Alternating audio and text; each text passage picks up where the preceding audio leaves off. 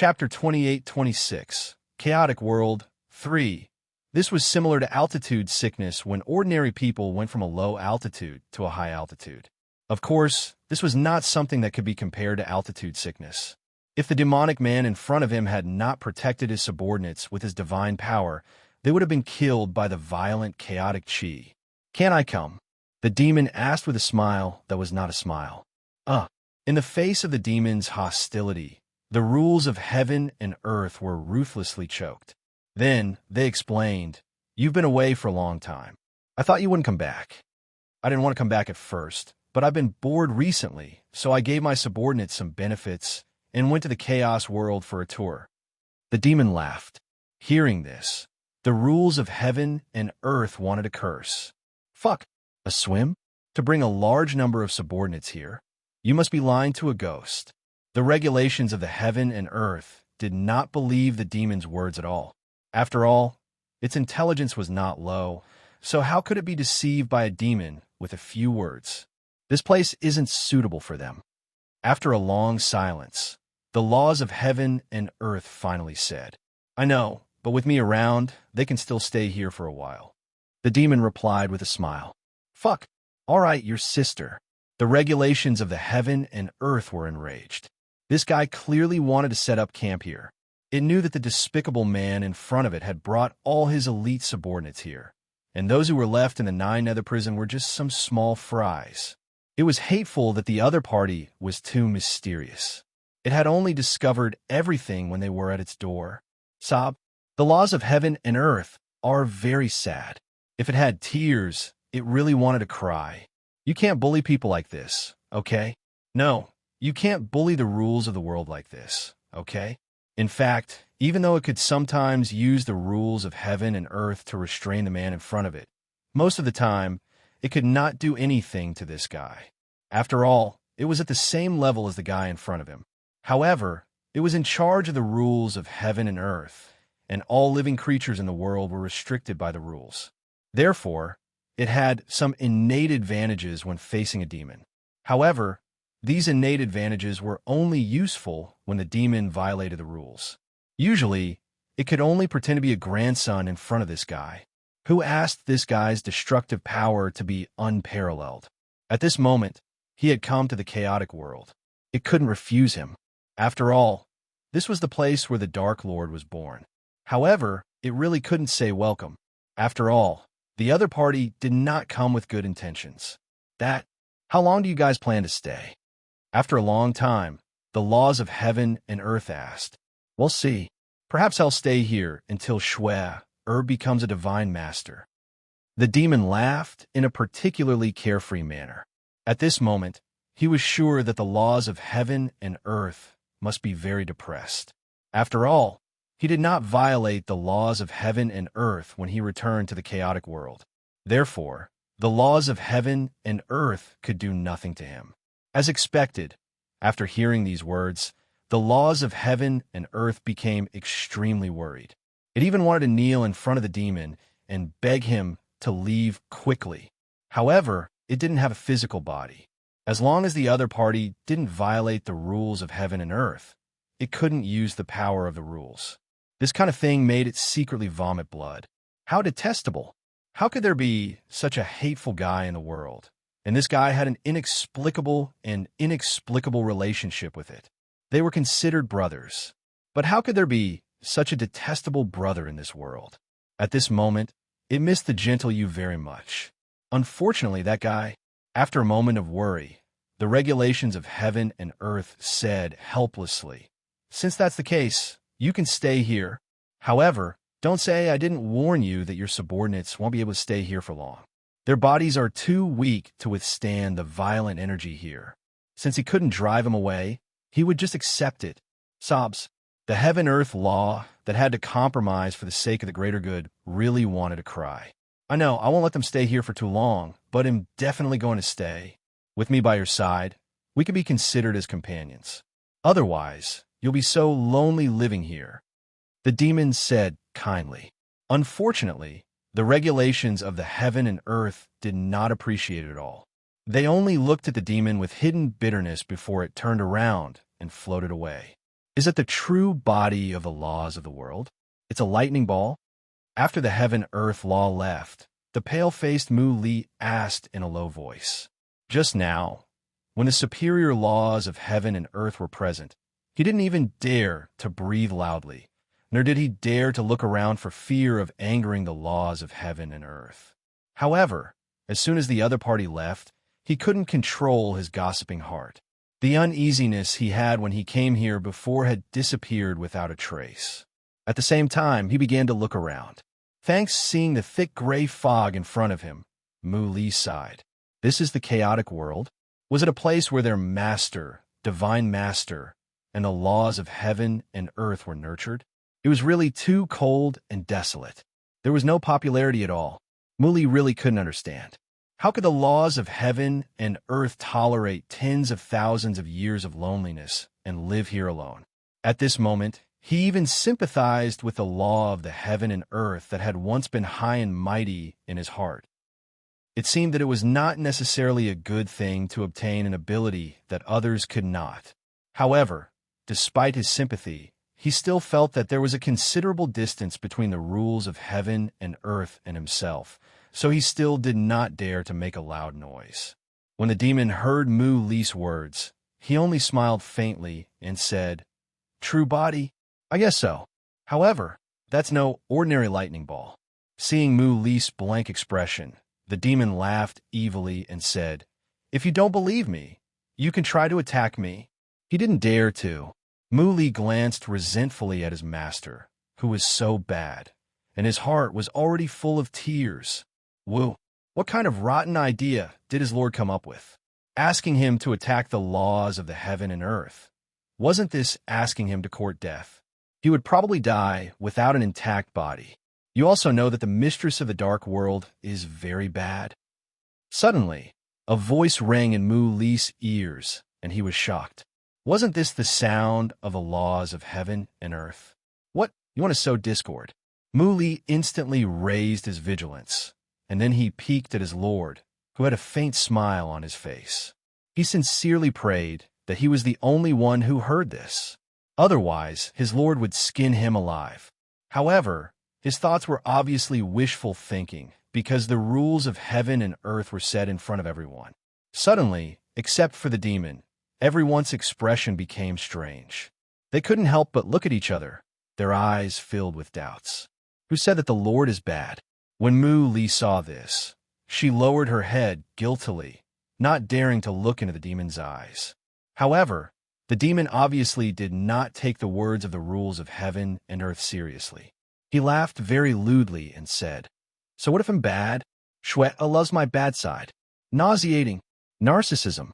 This was the same reaction of everyone present, including the laws of the world. When the laws of heaven and earth saw that his instigation had failed, they left quietly, just like when they came. As soon as the heaven-earth law was gone, the demon directly said to his subordinates behind him, "You idiots, be careful of whatever you're thinking. You have to know that this place has already been dominated by the laws of heaven and earth, so you can't hide your thoughts from it. Besides, that guy is also a famous peeping Tom, so you'd better be more alert."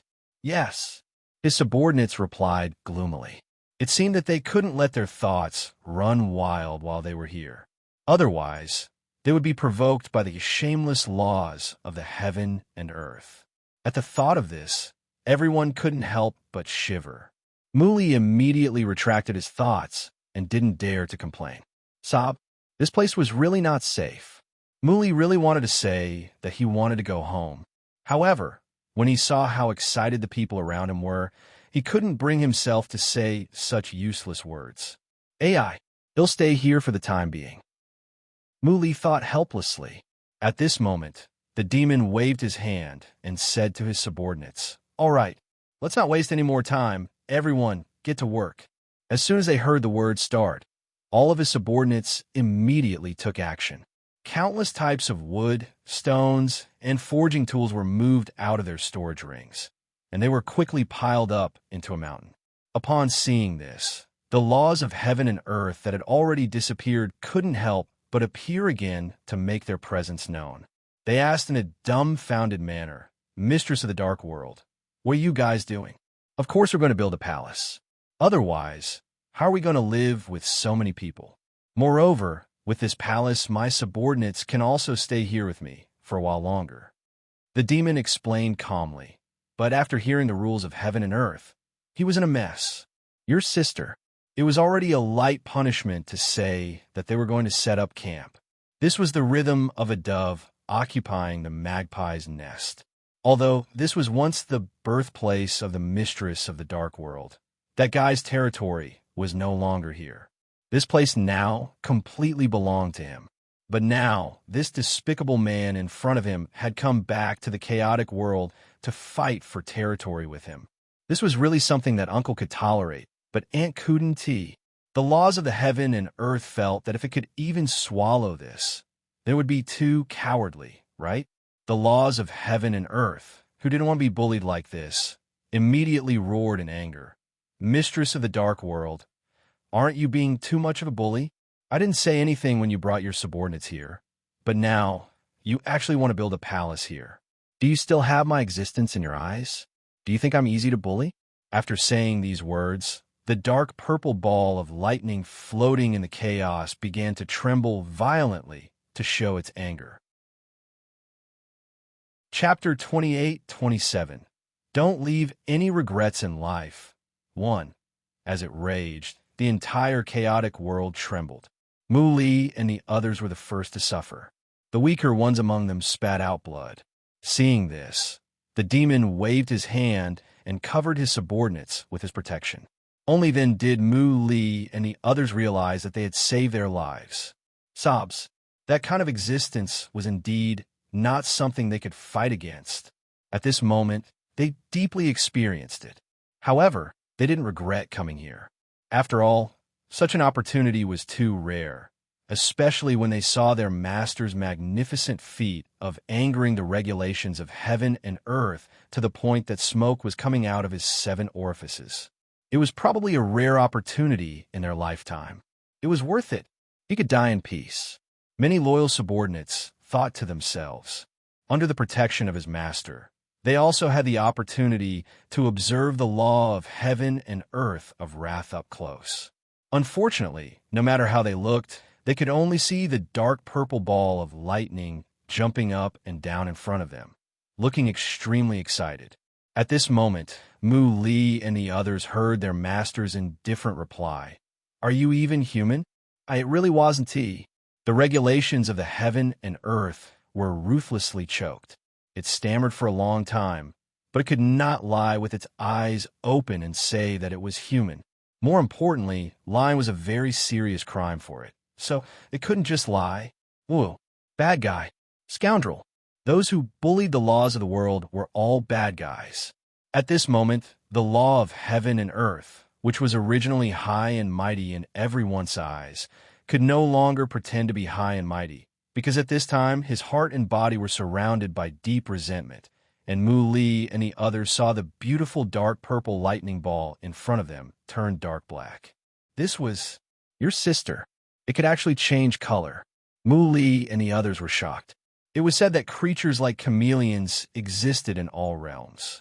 He did not expect that even the laws of heaven and earth had such abilities.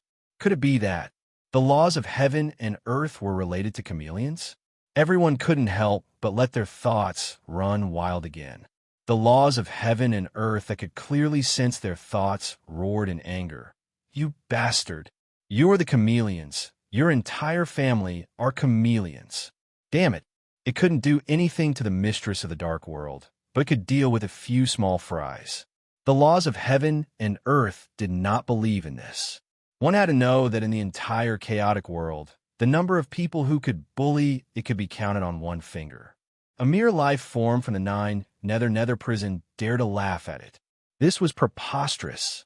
When Mu Li and the others heard the cursing of the laws of the heaven and earth, they were completely stunned. They were being spied on again.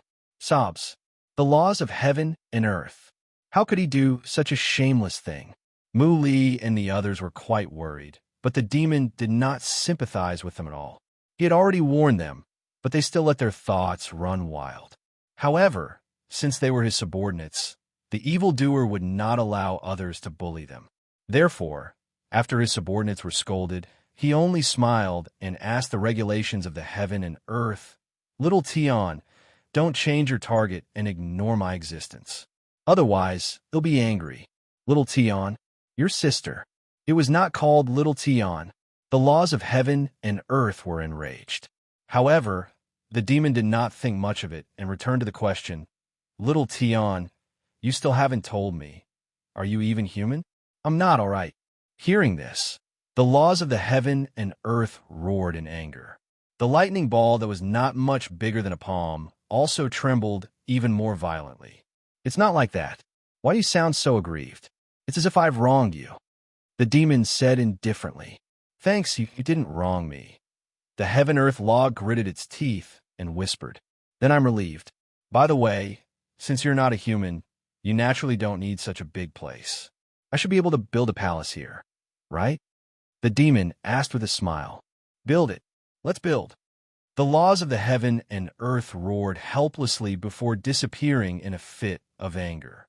After it left, Muli was still worried and asked, "My lord, has that fellow left? Let's go. Also, it's not called that guy. Please call it Little Tion." The demon cautiously reminded. Muli and the others were silent. Could they call him that?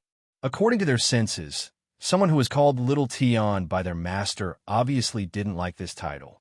However, since his lord had said so, they naturally did not dare to not call out. However, Muli still asked carefully, "Master, can we build the palace now? Will that Little Tion come out to stop us?" "No, I understand, Little Tion. It usually only does this once. If it doesn't succeed, it will naturally give up. However, it should be able to find another way to create trouble for you." The demon replied after thinking carefully about the nature of the laws of heaven and earth. Muli and the others were silent again. Could he still continue to build like this? According to his master's words, the rules of heaven and earth would appear again and be obstructed by all means. "Don't be afraid. I'm here." Seeing that his subordinates seemed to be a little frightened by his words, the demon quickly comforted them. "All right." Muli and the others nodded when they heard this. There was still his lord. They were not afraid. However, after they started, they realized that it was extremely difficult to build a palace in the chaotic world. First of all, the foundation was a big problem. The reason was that the foundation could not be fixed. The entire foundation was floating in the air and could not be fixed. Although experts would not build houses like ordinary people, who had to lay the foundation in the earth, the house floating in the air was located in the chaotic world where energy was unstable. If the spiritual chi here went berserk, the palace would be crushed into pieces by the furious spiritual chi. Therefore, it would be best if the foundation could be fixed. It couldn't be fixed, and it definitely couldn't be like now, where the foundation was randomly floating in the chaos world. If this continued, it was very likely that the palace that they had worked so hard to build would be gone when they left and came back. Thinking about the consequences, it was really a waste of manpower and money. Muli, who felt that no matter how much money he had, he couldn't waste it like this. He immediately reported this problem to his master. When the demon learned about it, he just smiled and said, "Stop your work for now. He'll have a heart-to-heart talk with Xiaotian." After saying that, the demon disappeared, leaving behind a dumbfounded Muli. Having a heart-to-heart talk with Xiaotian at this time? "My lord, they were talking about the foundation. How can you not do your proper work?" In a moment of anxiety, Muli secretly felt his stomach churn again. At the same time, the demon found the location of the laws of heaven and earth in the depths of a thick black fog. At this moment, the laws of the world were secretly pleased with themselves. However, when it turned around and saw the demon standing behind it with an inexplicable expression, it was still shocked. "What, feeling guilty?" Upon seeing this, the demon revealed an alluring smile. "What do I have to be guilty about? Why are you here?" The laws of heaven and earth asked calmly. "I'm here to talk to you," the demon replied. Chapter 28:28. Don't leave any regrets in life, too. Do we have anything to talk about? The laws of the heaven and earth were acting dumb. The demon obviously didn't want to waste his breath on the rules of heaven and earth, so he warned them directly. Do you think I don't know what you're doing? Little Tion, it's impossible for you to stop me from building a palace here, so you'd better not play any tricks. Otherwise, if you anger me, you'll definitely not be able to bear the consequences. What do you want? After hearing the demon's words, the regulations of heaven and earth were a little afraid. However, it still asked, unwilling to give up. If you dare to stop me, they'll destroy this place. The demon said coldly, his cold eyes shooting out a sinister aura. You can't do this. This is also where you were born. How can you? The laws of heaven and earth roared in disbelief, and their voices were unusually sharp. It was really frightened by the evil man's ruthlessness. Why can't I? Although this is still the chaos world, you should know that this place is no different from the divine world or the netherworld. It is a chaos world that cannot breed life, so it is not worthy of its name. The chaotic world at this time was at best a space that could accommodate you. Tell me, what do I not dare to destroy? The demon laughed evilly. But this is where you were born, the regulations of heaven and earth emphasized in a low voice. That's why I come back. I'm going to build a palace here and come back to stay for a while when I'm free. Unfortunately, you don't want me to come back. You even want to occupy everything here for yourself. Tell me, what else can I do besides destroying this place? The demon said with a helpless expression. The evildoer at this moment was like an unlucky child whose parents' property had been robbed by his brother, and the laws of the world were the bad guys who wanted to monopolize his parents' inheritance. The fight between the two brothers was naturally not like that of ordinary people. The evildoer even wanted to destroy the place as soon as he made his move. Seeing that he was speaking so seriously, those who also understood the rules of heaven and earth were also afraid. They had no choice but to compromise and promise. He'll agree to let you build the palace. Not a good girl. It would have been better if this had happened earlier. It wouldn't have been a waste of our time. The demon reached out and touched the dark purple ball of lightning, as if he was touching the head of the laws of heaven and earth. After touching it, he disappeared. As soon as the demon left, the laws of heaven and earth became extremely sad again. Sob, why was it so useless? That scoundrel was so scared that he compromised. The regulations of the heaven and earth were very depressed, so much so that they didn't appear for a long time. The demon returned to where Mu Li and the others were and directly told Mu Li, "We can continue with the construction." After Mu Li and the others heard this, they couldn't believe it first, but they also knew that their lord wouldn't play with them with such a thing, so they began to work with great interest. After the actual construction, they were surprised to find that the foundation could actually be fixed in a certain place. Although it was still not as stable as the real ground, at least he would not float randomly. With this discovery, everyone was even more excited. In less than a month, a grand palace that was exactly the same as the main hall in Joyo City was completed in the chaotic world. In order to bring joy to the gray, chaotic world, they chose a festive red color as the main color of the palace. Of course, it was not the bright red, but a rather deep red that gave people a high-end atmosphere. The monster even named the palace Snow Palace in a nauseating manner. Originally, this palace should have been called Love Snow Palace. However, Mu Li and the others felt that it was too mushy and that Lung Ruashu might not like a name like Love Snow Palace. Hence, they mustered up their courage and suggested to their master to remove the word love. Fortunately, the evildoer accepted their suggestion in the end, and they heaved a sigh of relief. Otherwise, they would feel a little uncomfortable if they had to go in and out of the Love Snow Palace every day and even stay there. Thanks after the palace was completed and the name was hung up, Mu Li and the others naturally had to follow the tradition and celebrate. The demons who were in a good mood also let them be. When everything was ready, everyone celebrated in their hearts. However, in the thick fog in the distance, a dark purple lightning bolt flickered with electric sparks. It was in a bad mood. Needless to say, this bolt of lightning was the embodiment of the laws of heaven and earth. Although it had not appeared for a while, Its every move was under his control.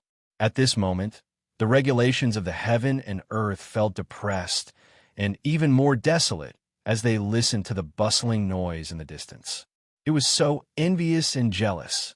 Although it was the representative of the laws of the world, it had never had the chance to enjoy everything that humans enjoyed. It was only because of the constraints of the laws that it was unable to transform.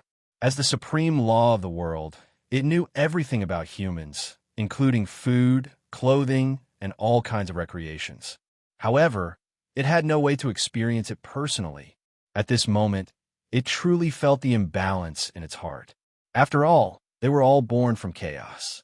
Although they had different duties, why could the demonic man enjoy delicious food and live in a spacious and gorgeous palace, while he could? He spent his entire life wandering in every corner of the chaos world, exposed to the wind and the sun. Thinking of this, the heaven-earth law's heart was filled with tears. It was not fair. This was too unfair. At this moment, the laws of heaven and earth were extremely resentful, so much so that the demon and the others in the palace could clearly feel the chaos world shaking again. The living room of the main hall began to shake. "My lord, is this an earthquake?" Muli couldn't help but ask with a pale face. When the demon heard this, he helplessly rolled his eyes at Muli, whose IQ had obviously dropped, and said, "There's no earthquake here. If there's really an earthquake, I'm afraid the entire world will be destroyed. Then why is it shaking so badly? Whoa, my lord, I haven't lived long enough. I don't want to die like this." Hearing this, Muli's face was full of tears. "Don't worry. With me here, you won't die." Hearing this, the evildoer really wanted to say that it was too embarrassing for him to not know this subordinate. After saying this, Muli's face finally calmed down. Then, the demon shouted into the distance, "Xiao Tian, I know you're lonely. Do you want to eat something? Little Tian?" Was Xiao Tian throwing a tantrum again? Muli was stunned. Who knew that just as the demon asked this question, the entire chaos world would tremble even more violently? Clearly, little Tian was angry. He was still cursing in his heart. "Your sister. Could it eat it? Could it eat it? Master, I'm afraid little Tian is angry." After a long time, Muli couldn't help but remind him in a low voice. "I know." The demon smiled faintly. "Why are you still provoking me when I know you?" Muli was speechless and didn't know what to say. This was obviously a love-hate relationship. As soon as he thought of this, the dark purple ball of lightning suddenly appeared in front of him and shook it violently. It roared, "Your sister? Who would love to kill him?" Chapter 28-29. Don't leave any regrets in life. 3. After saying that, the dark purple thunderbolt ball hit Muli's head with all its strength, as if it didn't hate him. It hit him so hard that he saw stars. Muli, who was shining with golden light, only had one thought in his mind.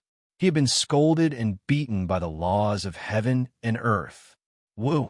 Little Tian wouldn't use public office to take personal revenge, would he? Muli was very worried. His thoughts were naturally seen through by the laws of heaven and earth. Then, the roar of the laws of heaven and earth rang in his ears again. "Your sister, I want to take revenge for a private matter. Humph. You're lucky." After roaring, the law of heaven and earth floated in front of the demon again. It glared at him fiercely and disappeared in anger. I've already warned you not to let your thoughts run wild." Seeing that his subordinate was still in a daze, the evildoer said with a face full of disappointment, "Master." Muli touched the swollen bump on his head and looked at his master with tears in his eyes, who was obviously gloating. His heart was full of tears. He was definitely caught in the crossfire. If it wasn't for his lord's words, how could he have let his thoughts run wild? Muli was quite worried. He didn't say a word during the celebration, and he became mute. He was really too sad. Why was everyone bullying him? At the same time, the laws of heaven and earth were also very sad. It even felt that they were bullying it. It had finally endured the end of the celebration, but it still couldn't feel happy. Whoa, look at the place where they live. The golden walls are so magnificent and high-end. But what about him? Not only did it not have a fixed residence, but it could only float in the gray space. With such a comparison, its heart felt more and more unbalanced. After thinking for a long time, it finally gathered its courage and appeared in front of the demon. When the demon saw it, he obviously showed a rather surprised expression. "Is there something you need?"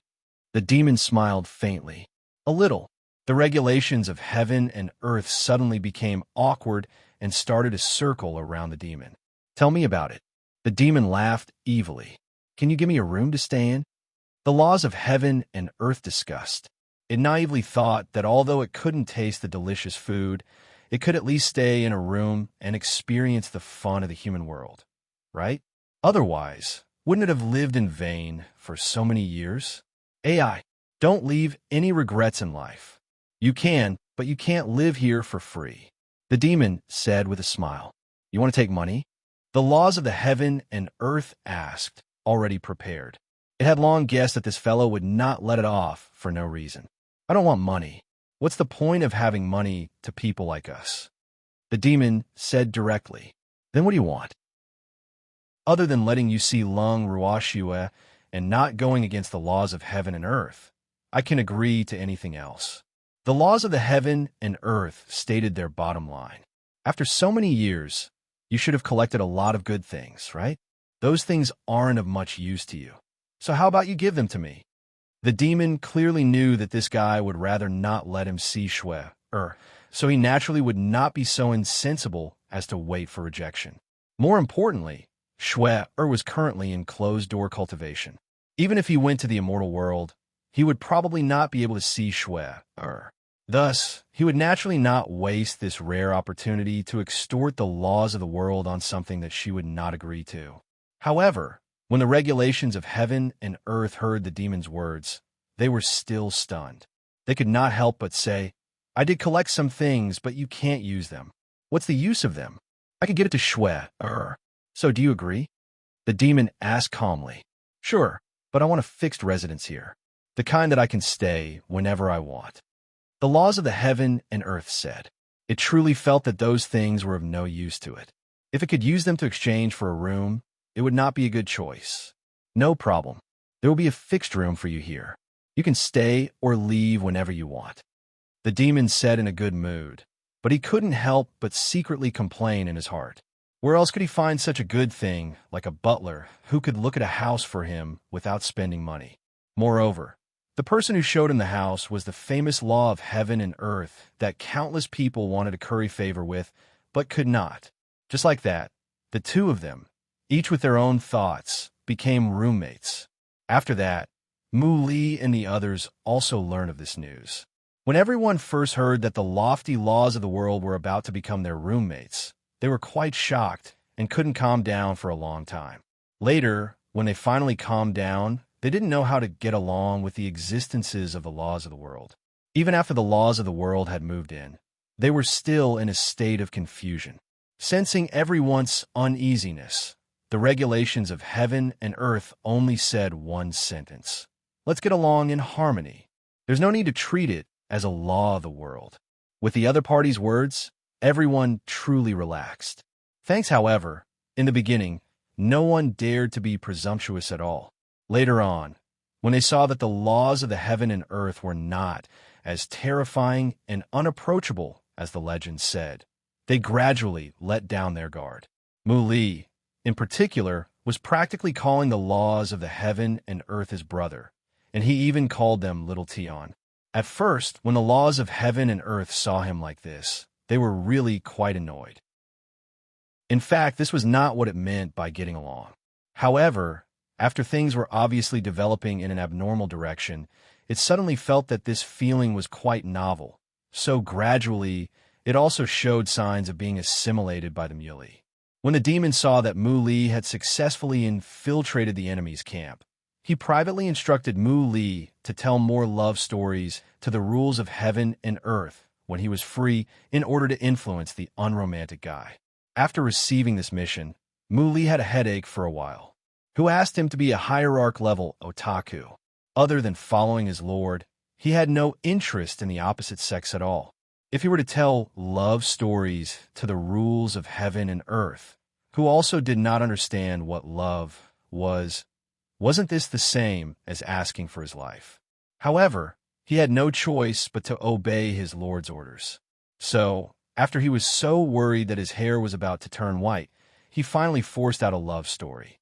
He had even adapted this story based on his lord and Lung Ruakshu's matter. After he explained it to the laws of the heaven and earth, the first reaction of the laws of the heaven and earth was to be at a loss. He didn't understand a thing. Later, after Mu Li's many explanations, he finally understood the rules of heaven and earth a little. After understanding it, the biggest sigh of the rules of heaven and earth every day was that love was not easy. It was 100 times more difficult than cultivation. Every time Mu Li heard it say this, she also felt the same way. That's right. So, we should all understand the relationship between his lord and Miss Lung. However, even though they understood, the laws of heaven and earth were still unwilling to let the two of them be together. At least not now. Seeing that the laws of heaven and earth were so stubborn, Mu Li could only sigh helplessly. My lord, I try my best. Of course, the demon knew that Mu Li had tried his best. After all, the interaction between Mu Li and the laws of heaven and earth was under his eyes. Naturally, it could not be hidden from him. However, he did not get any results. This fact made him feel deeply conflicted. Although he had thought of fixing the rules of the world more than once before coming here, it was quite difficult to implement. It was because that guy couldn't hit him, and it was useless to scold him. He didn't care about it all, and he couldn't really destroy this place. So, other than threatening the rules of the world, he had no other way. Later on, he finally had the opportunity to lure the laws of heaven and earth, but he made no progress. Not only that, but it also made the rules of heaven and earth have the habit of listening to stories. Now, that guy pestered Mu Li every day and asked Mu Li to tell him stories on purpose, causing Mu Li to hide here. Looking at Mu Li, who was sitting on the chair carefully and looking scared, the demon helplessly asked, "How long are you going to hide? Do you really think that Xiaotian doesn't dare to come to me to find you? My lord, save me. I'm out of ideas. There's nothing more to say. Can you find someone else?" Mu Li begged with tears in her eyes. It's not a problem to switch to another person, but you can't keep hiding from it, right? As far as I know, it is the closest to you, so I think it still likes to listen to your stories the most. The demon said after thinking for a while.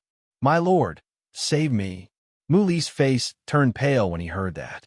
Ow! The demon asked with an evil smile. I want to go home. Mu Li said directly. Go home? You want to be a deserter? Or do you think that the laws of heaven and earth won't be able to find you after you return to Jiuyo City? The demon really didn't know what to say about Mu Li's naivety. Sigh, how could he have such a stupid subordinate? Then what should we do? After hearing the demon's words, Mu Li really had no idea. Little Tian would definitely be able to find him. Who asked him to be the law of heaven and earth? Mu Li wanted to cry, but had no tears. At this time, the demon looked at Mu Li deeply and said, How about I send you to the divinity? Divine realm? Little Tian can find me there too, right? Mu Li quickly reminded him. Shui is there. It might not dare to appear. The demon also reminded. This, Mu Li was out of ideas. With her master around, she was not afraid of the rules of heaven and earth. Why would she be afraid of Lung Ruashue? Seeing through Mu Li's thoughts, the demon explained, The laws of heaven and earth dare to appear in front of me because they have laws that can restrain me. But unless Shui falls into their hands, it will be difficult for them to restrain me. Then I'll go, Mu Li said with determination. In reality, he was very clear that the reason his lord had arranged for him to head to the divine world was largely related to Lung Ruashue. In order to be the messenger between his lord and Lung Ruashue, he had long planned to head to the divine world. After all, he had a contract with his lord, and their relationship was not something that others could compare to. It was only because he had been worried about his lord and was afraid that his lord would take it too hard that he had not been able to go. But now, in order to avoid little Tian, who loved to listen to stories, he had no choice but to go. Chapter 28:30. New Trend 1. More importantly, even if he were to leave now, he would feel more at ease with his lord, because his lord was no longer as angry as before. His lord was much calmer, and it seemed that he wanted to have a long battle with Xiaotian.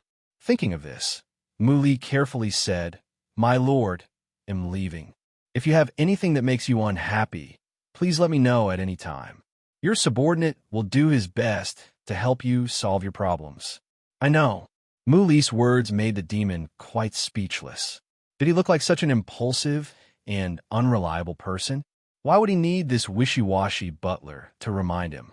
At this moment, the evildoer felt that the other party was treating him like a 3-year-old child, and this fact made him quite helpless. However, the other party was concerned about him, so he could not blame her. Thus, he could only bear with it. Hearing his master say this, Muli was truly relieved. Not long after, the demon personally broke open the void and sent Muli away. The moment he broke through the void, the laws of heaven and earth immediately appeared with great vigilance. When it saw that it was not the demon who had left, it finally heaved a sigh of relief. However, when it saw that it was its good friend, Muli, who had left, it was still very worried. Sob, the best friend he could get along with, was actually going to abandon him. The regulations of the heaven and earth were heartbroken. Seeing this, the demon smiled and comforted. There is no banquet that doesn't end, just like him and Shui. Temporary separation is inevitable. After hearing this, the regulations of the heaven and earth were deeply suspicious. Was this guy using public office to take revenge for private matters? However, Muli was his subordinate and not under his jurisdiction. He really couldn't interfere. After some thought, the regulations of the heaven and earth carefully suggested, "Mistress Dark, you have so many subordinates. Can you give me a few?" "Give you a few? Who do you like?" The demon asked directly. His tone was a little ambiguous. "Muli is not bad." The heaven-earth law said with a guilty conscience.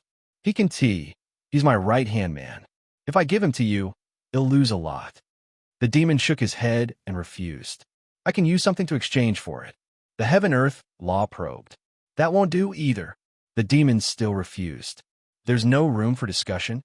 The laws of heaven and earth asked, unwilling to give up. "To be honest, Muli's importance to me is second only to Shui or S. So, do you think there's any room for discussion?" The demon asked with a faint smile. Hearing him say this, how could the laws of heaven and earth not understand? In the next moment, the laws of heaven and earth turned around and left. As he watched the law of heaven and earth leave, the demon summoned his subordinates and instructed them to come into contact with the law of heaven and earth more often. The benefits would naturally be great. When his subordinates heard this, they were instantly excited. From then on, the laws of heaven and earth no longer had the time to be lonely. At the same time, after Lung Ruoxue went into closed-door cultivation, Uncle Long and the others in the God Realm had nothing to do other than to develop the Demon City. During this period, the Dark Family Alliance will be the most frequent visitors. However, even so, Dongfang Yu and the others rarely showed any respect to the people from the Dark Family Alliance. Bing Pa had not even shown his face because he had to accompany his son in his closed-door cultivation. One day, Uncle Long and the others were drinking tea and chatting in the garden, as usual. Suddenly, the sky changed color. It was pitch black, as if a storm was about to fall at any time. But strangely, Uncle Long and the others looked up at the sky for a long time, but not a single drop of rain fell. At this moment, an incomparably powerful pressure suddenly appeared and pressed down heavily on everyone's hearts. Everyone could not help but feel their hearts sink. "Thanks who? Who is this? What a powerful pressure." This sudden pressure made everyone want to kneel down and worship it. More importantly, this pressure gave them a familiar feeling. Could it be the Dark Lord? The people present couldn't help but secretly guess. "It's my lord." Ming Ji, who had rushed over after hearing the pressure, said with certainty, "The mistress of the dark world is here." Uncle Long and the others couldn't help but be overjoyed when they heard this, and they immediately became excited. If the mistress of the dark world had really returned, then Shui would definitely be very happy to see him after she came out of seclusion. I don't know, I'm not sure, said Minga as she looked up at the gloomy sky, which looked as if it could split open at any moment. The sky was still gloomy. After waiting for a long time, the dark sky was like a monster that opened its mouth, tearing a hole that was half the width of a person. He continued to wait for a long time. An object suddenly fell from the monster's mouth and fell into the beautiful and clear lake in front of Uncle Long and the others. This scene immediately left everyone dumbfounded. They didn't know what to say. This object definitely wasn't the mistress of the dark world. The mistress of the dark world couldn't have fallen from the sky in such a sorry state. When the thing in the lake stood up in an extremely sorry state and turned around, everyone was once again amazed. This person's style was simply too natural. This person was Mu Li, whom they knew. At this moment, Mu Li's whole body was soaked. There were 2 clusters of seaweed hanging on his shoulders. On his head was a big golden fish that was constantly blowing bubbles. He could also vaguely see 2 huge crab pincers on Mu Li's thighs. Basically, most of the creatures in the lake were here. When Mu Li climbed ashore, everyone found a turtle the size of a millstone lying very steadily on his feet. Hey, long time no see. Seeing the crowd, Mu Li, who didn't realize how amazing his current appearance was, took the initiative to wave and greet everyone. Long time no see. Seeing that the crowd was still in shock, Uncle Long, who was the first to recover, could only stutter and greet them. After saying that, he quickly lowered his head and laughed secretly. Seeing that everyone present had lowered their heads and only their shoulders were twitching, Mu Li also felt that something was wrong. He asked with an innocent face, "What's wrong with you guys? Why are you so excited to see me?" Yes, we're so excited." Minga couldn't hold it in any longer. As soon as he finished speaking, he held his stomach and laughed wildly. When his laughter reached its limit, he fell to the ground and rolled around. "Then why are you laughing?" Mu Li asked without shame. "Look at your image," the kind Uncle Long reminded.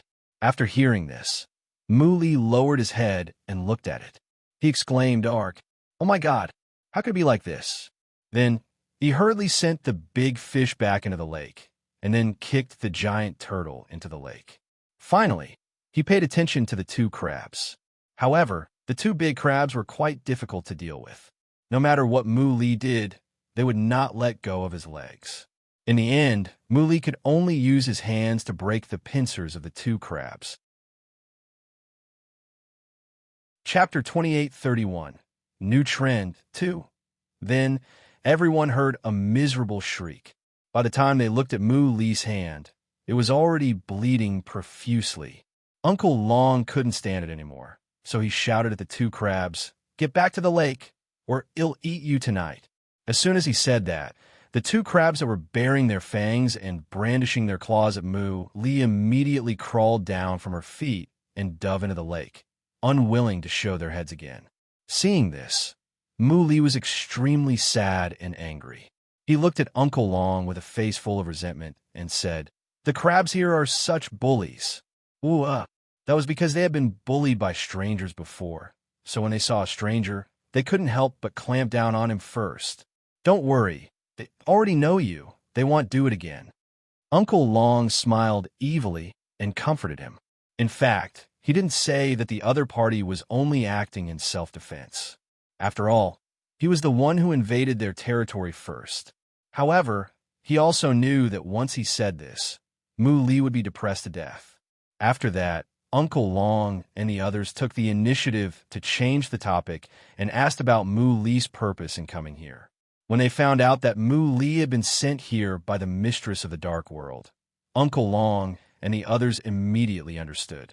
Of course, Mu Li would not tell them that he had come here not only to be the Lord's messenger, but also to avoid the harassment of the laws of heaven and earth. Just like that, Mu Li also settled down in Demon City.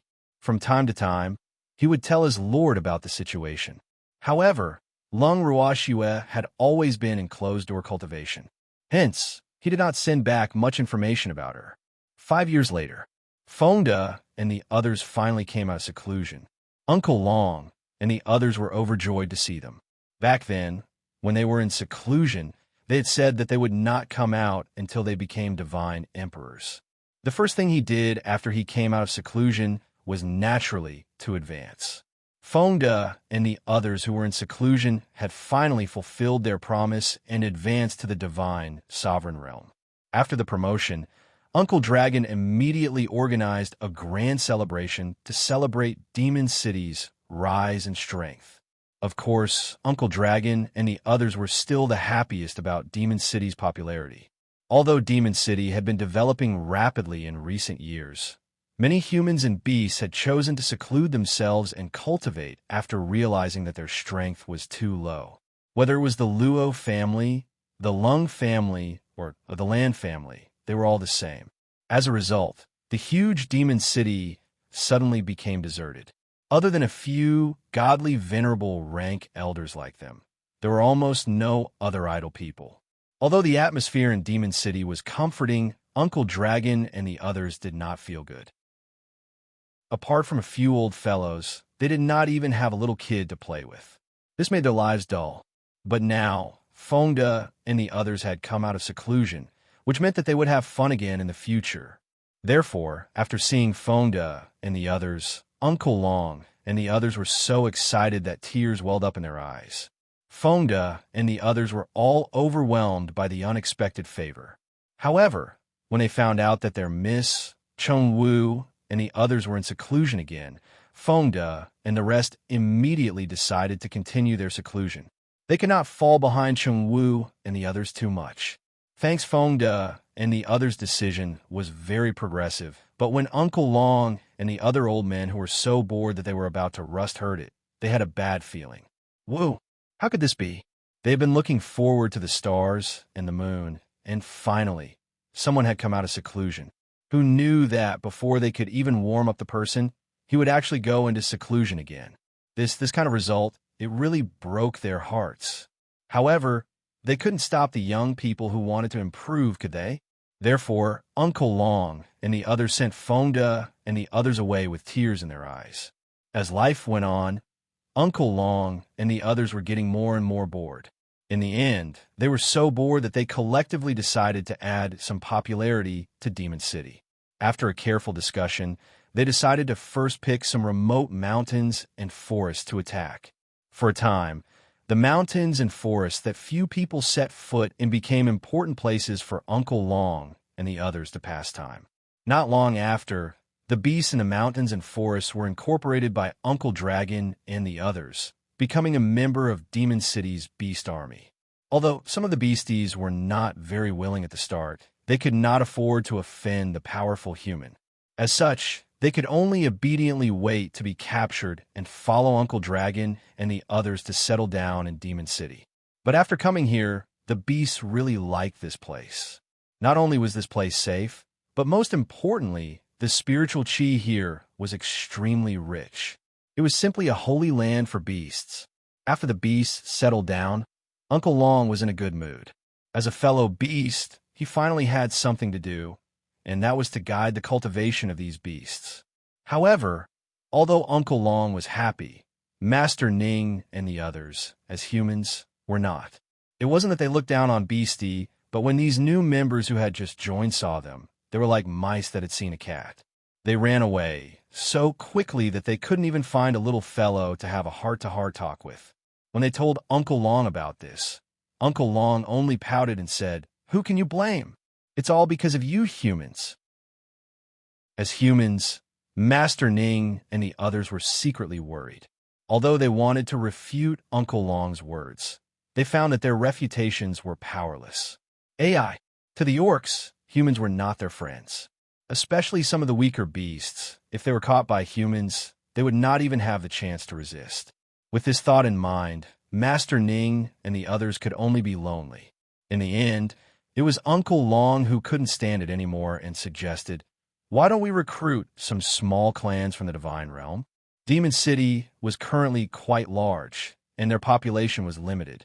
Naturally, they did not need such a large space. Although Demon City was developing well, some of the more remote areas had yet to be fully developed. The main reason for this was the lack of permanent residents. Uncle Long had thought of this for a long time, but due to their high requirements for the personnel station in the base, this matter had not been carried out. But now, after Shui, and the others had all gone into seclusion, they truly felt cold and lonely. They also hoped that there would be some new blood to fill in. But Uncle Long's suggestion made Master Ning and the others hesitate again. It wasn't that they didn't think that way, but to be honest, they didn't have the confidence that human families would be on their side, unless you could sign a contract of never betraying them. Which clan in the Divine Realm would be willing to sign a contract with you unless they had no other choice? What? Don't tell me you're not confident. Uncle Long, who could tell what they were thinking, laughed and joked. Chapter 2832. New Trend 3. I'm confident, but I'm afraid I can't recruit a decent family. Master Ning didn't want to be too embarrassed, so he had to force himself to say it. It doesn't matter if they're decent or not. We don't need super families like the 8 divine regions. The most important thing is that they must be loyal. This is the most important thing. Uncle Long replied with a smile. It's just that I can't guarantee loyalty. Hearing this, Master Ning smiled bitterly to himself. However, Uncle Long obviously didn't want to give Master Ning and the others any more chances to find excuses, so he made the decision. After Mu Li heard this, he also joined in the fun and declared that he was the best at attracting people. When Uncle Long heard this, he waved his hand, and Mu Li became the chief commander of Demon City's recruitment this time. He also handed over the beasts that had been incorporated into the city to him. After that, Demon City sent the news to the Guild of Quests to release it. Not long after, this became the hottest topic in the Divine Realm. The various large and small families enthusiastically participated in Demon City's recruitment with various objectives. First of all, during the registration period, all the families were eager to sign up. In just 3 days, the number of families who had signed up had exceeded the expectations of Uncle Long and the others. When Uncle Long and the others saw the name list of the families who had signed up, their faces immediately darkened. Your sister. At least half of them were fake reviewers, and the other half were probably up to no good. Holding the list, Uncle Long glanced at Master Ning and asked, "What do the Lu and Yin families mean by this? Are you here to cause trouble? You bastard." 2 of the 8 divine domains had actually signed up. Could it be that these 2 great families were planning to give up their current territories and settle in Demon City? He would not believe such a thing, even if he was beaten to death. I don't think they would dare to cause trouble. I guess they want to set up a branch in Demon City. Master Ning's voice became softer and softer, and his face became even more red. Set up a branch? So that he could report the situation in Demon City back? That's wonderful thinking. Uncle Long snorted. Although they had plans to recruit people, they only wanted to recruit young people without any foundation. Such families were the easiest to train and would cling to them. But the 8 great divine regions? Forget it. They didn't need disobedient guys. Seeing that Uncle Long was obviously unhappy, Master Ning's heart trembled as he tried to save him. Why don't I go talk to the 2 family heads and ask them to withdraw their registration? No need. It's also because we didn't think it through in the beginning and didn't make it clear on the announcement that we would only recruit small families. If we change our words now, it will definitely cause dissatisfaction among most families. So let's just leave it at that. It's useless even if they sign up. Uncle Long said after thinking for a while. The registration was only the first step. There were still many tests to follow. Therefore, Uncle Long was not worried that those families with ulterior motives would sneak in. Now, it was a good opportunity to see the reactions of those families. That's true. Isn't up to us to decide who to let in. Master Ning was relieved to hear that. Otherwise, he was really afraid that Uncle Long would get angry. The registration period lasted for a month, and on the last day of the registration deadline, it triggered another craze for registration.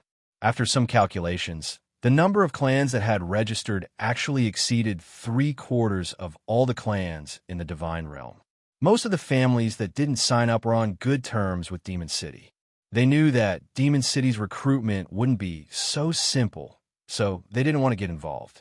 After the registration, it was time for the test and examination. All the major families were aware of this when they first registered.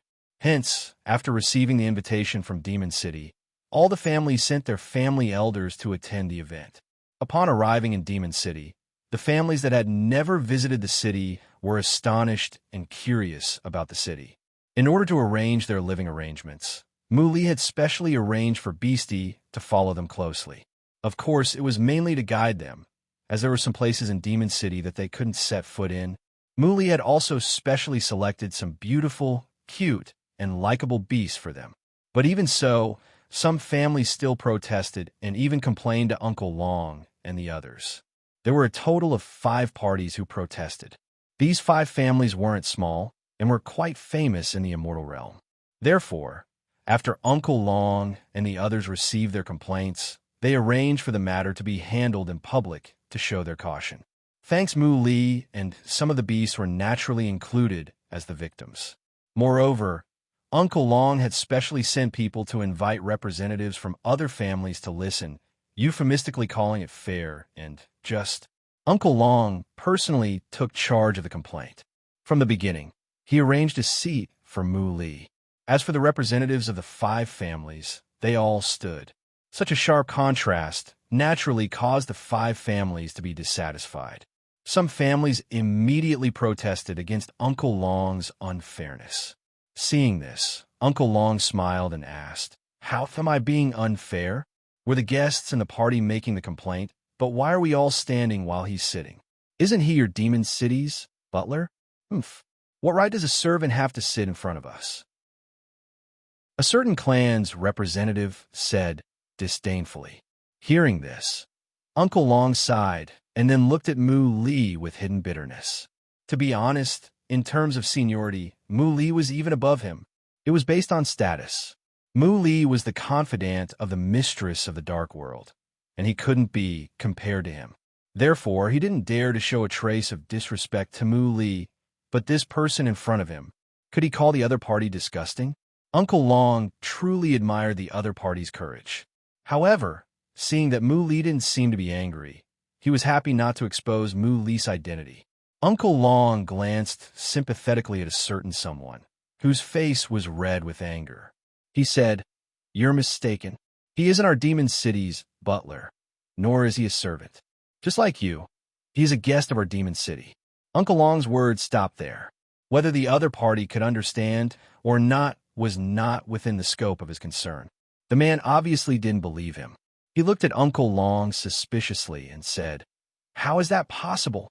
If he's not a resident of Demon City, what right does he have to manage your city's affairs?" The person who spoke had a hint of anger in his voice, and his tone was not very good. Uncle Long was quite patient and asked, "I authorized it to him. Why I can't? Or do I need your permission?" The man didn't dare to say anything after being questioned by Uncle Long. Who was Uncle Long? Uncle Long was no longer the low-key Uncle Long that no one knew about. In addition, Uncle Long was extremely powerful, so he did not dare to talk back to him. Uncle Long continued, "I know what you're thinking. You just think that letting Beastie follow you will lower your class. In fact, our Beastie even thinks that you're low class.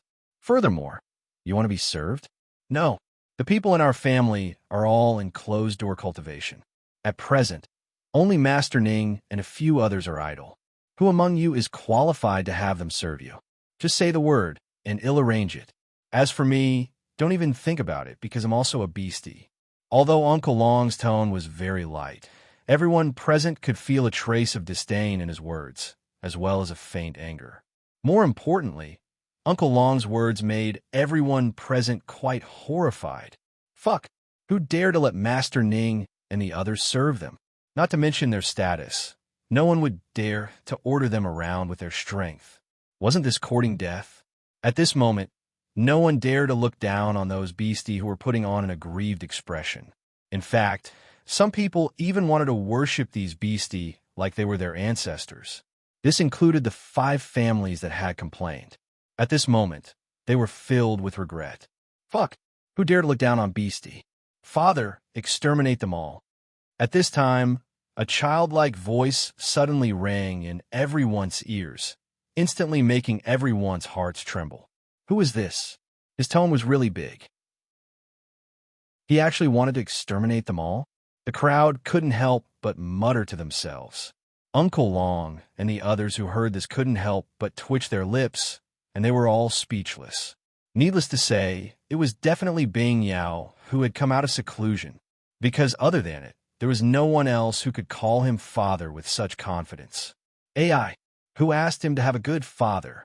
Then, Ice Spirit appeared with the chubbier Ice Phoenix. Seeing the father and son, Uncle Long and the others were quite calm, but the people present couldn't calm down no matter what. Someone even couldn't help but exclaim, "Qilin!" Upon hearing this, many people wanted to kneel down. Your sister. Aside from the dragons, phoenixes, and white tigers, Demon City had even summoned a Qilin. How could this be? Everyone burst into tears. But even so, Bing Yao had no intention of letting them go. He grinned and said, "Who was looking down on Beastie just now? Come out and let me see. They'll have my father send you on your way." Its father, wasn't that the old Qilin? The one that was holding it. Everyone looked at the Ice Spirit in confusion. They couldn't tell what the Ice Spirit was, but they didn't dare to get angry because of what Bing Yao said. Who asked him to have a good background? The Qilin clan could not be provoked. When Uncle Long and the others heard Bing Yao's arrogant and domineering words, they could only sigh. It was indeed different to have a good father. Bing Yao, this originally cute little fellow, was becoming more and more violent. However, Ice Spirit admired the violent nature of the Ice Phoenix. As his Ice Spirit bloodline, this was how it should be. It could be said that Bing Yao's confidence was related to Bing Pio's unconditional pampering. But fortunately, Bing Yao had always been biased and only knew how to bully outsiders.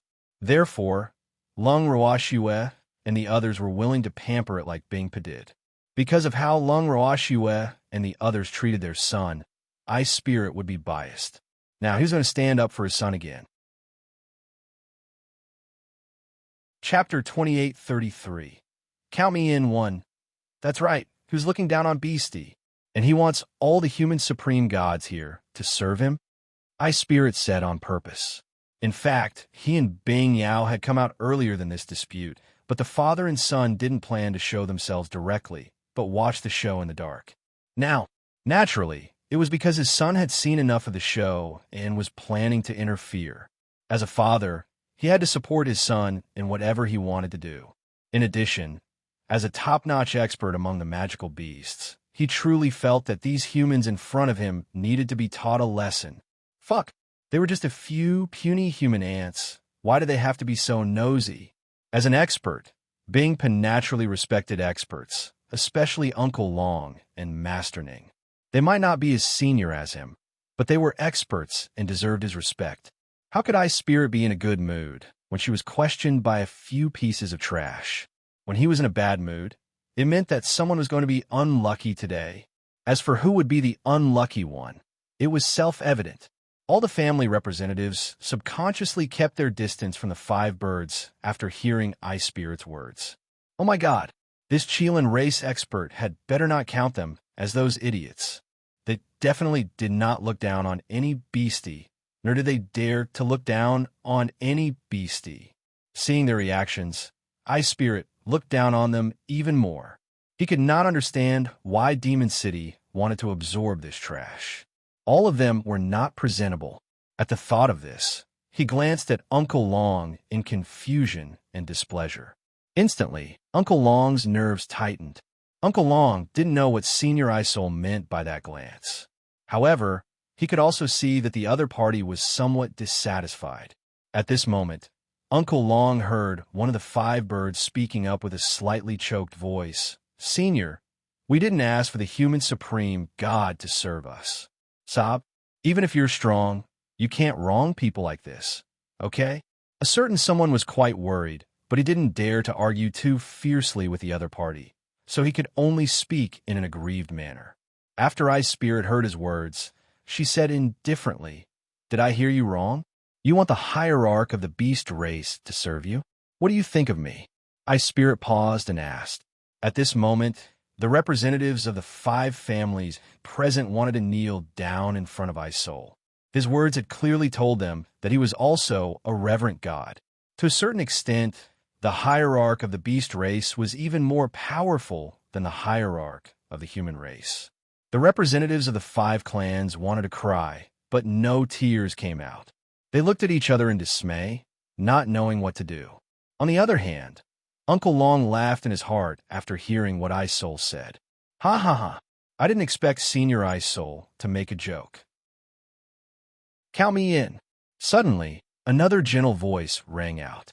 Everyone turned their heads in unison and looked in the direction of the voice, only to see an extremely handsome and gentle young man. Who is this? No one present could tell the young man's strength. As soon as Uncle Long saw this person, the corners of his mouth twitched violently, and his forehead was full of black lines. Thanks, the person who spoke was the reclusive and introverted Shui Mo. When Uncle Long heard Shui Mo's words, he couldn't understand why he would suddenly leave the room. One must know that Shui Mo had 2 hobbies in his life: formations and food. Before Shui went into seclusion, she gave him many peerless formations for him to slowly comprehend. She also promised that if there was anything that the other party could not figure out, the 2 of them would think of a solution together after she came out of seclusion. With Shui Er's words, Shui Mo didn't even leave the room. They were also the ones who sent people into other people's rooms in different ways every day. They had not seen Shui Mo for a few years. Therefore, when they saw him for the first time, Uncle Long and the others were quite surprised and very puzzled. Why did this top otaku leave his room? There was no sign of this at all, now that he had said something so out of character. How could they not be frightened? Shui Mo from the Chilean race. Seeing the confusion on everyone's faces, Shui Mo introduced himself. When everyone heard that, it was indeed another beast that they couldn't afford to offend, and he was from the Chilean race. Sobs. What's wrong with this world? Why did the Chilean race, which was usually not seen, appear in groups today? Just as everyone was complaining, Shui Mo added with a smile, I'm also a hierarch and I know how to use formations. I should meet your requirements. Ancestor, don't scare them like this. They were cowards. Everyone's heart ached. What was going on?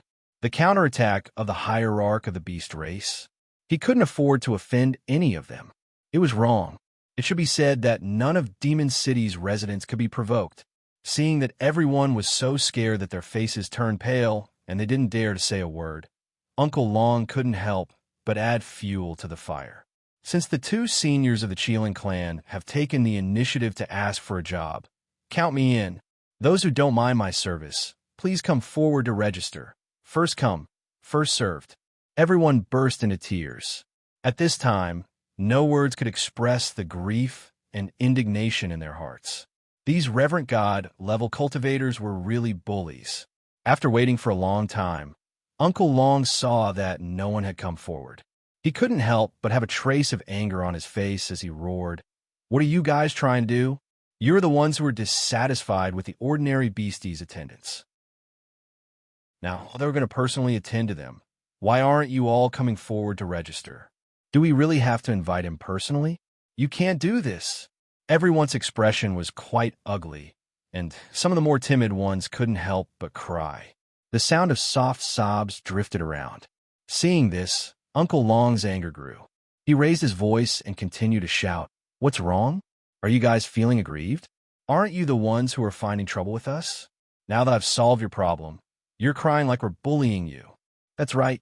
We should be the ones feeling wrong, right? At this time, Mu Li calmly interjected. Then, he stood up and walked to the front of the 5 outstanding birds. He patted their shoulders and sized them up. Then he said, You guys are quite bold. You dare to despise me? No, I don't dare. One of them quickly tried to please him. At this moment, they could deeply feel the dark aura on Mu Li's body. This aura made them feel an unprecedented fear. At the same time, it also made them regret. Why do they have to be the first ones to stand out? Sobs. In fact, the 5 guilds weren't the only ones who had objections to Demon City's arrangements. But now, this demon-like man had his eyes on only the 5 families. Unlucky. He was really unlucky. Why did they think that this man was easy to bully? Now, he had kicked a big steel plate. Chapter 28:34. Count me in, too. The representatives of the 5 families were filled with regret. But it was too late. Not only that, an extremely disdainful voice rang out in the ears of the 5 representatives at this time. They said that they don't like the fact that we've arranged for other families as well. They didn't say, absolutely not. He only thought about it. Hearing this slander, the faces of the 5 representatives turned even paler. The faces of the other people present did not look too good either. Needless to say, the other families were definitely referring to them. Therefore, all the clans present were enraged. However, since Uncle Long and the others were present, they didn't dare to show their anger. Otherwise, they would be guilty of the crime. Moreover, the person who had spoken had yet to appear. Wasn't it obvious that he was trying to frame them to the end? At the thought of this, some families immediately protested. Uncle Long, who's that? Let him come out and confront us. How could he wrong us like this? Do you really want to confront it? Uncle Long glanced at the person who spoke and asked with uncertainty. Of course. Facing Uncle Long's meaningful look, the man cowered a little, but he still gathered his courage and said loudly. Since he had already said it, he naturally didn't want to be looked down upon. So, now that he was being forced to do it, he had to bite the bullet. Senior Tsang, someone wants to confront you. After hearing this, Uncle Long looked at the person who spoke with a gratified expression and shouted in a certain direction. Fuck, why is it another senior? The person who had braced himself to confront him was completely dumbfounded. He knew what kind of old man he had provoked. When he heard Uncle Long call him senior, his little heart began to tremble violently.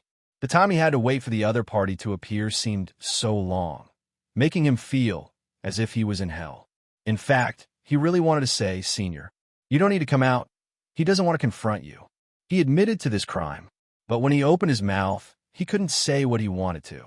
Then, everyone saw a white light flash in front of their eyes. Then, a snow-white palm-sized kitten appeared in front of everyone and steadily landed on the head of the little Qilin. Such courage. Seeing the little white cat that landed on the head of the small Qilin, everyone thought in unison. When they saw that the little Qilin was not angry at the snowy white kitten's actions, they were even more surprised. One had to know that Qilin was one of the top beasts.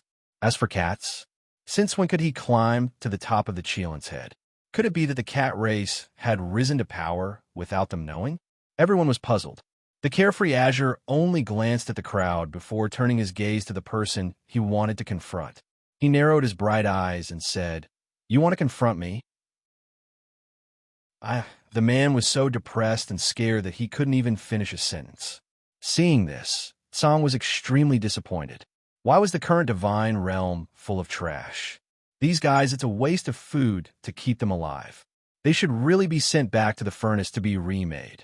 Thinking of this, he saw Azure from the corner of his eye and smiled evilly. Mu Li, how about you help me? What favor? Mu Li raised his eyebrows and asked. Put all this eyesore back into the furnace. Little Tsang pointed his claws at the crowd and shouted.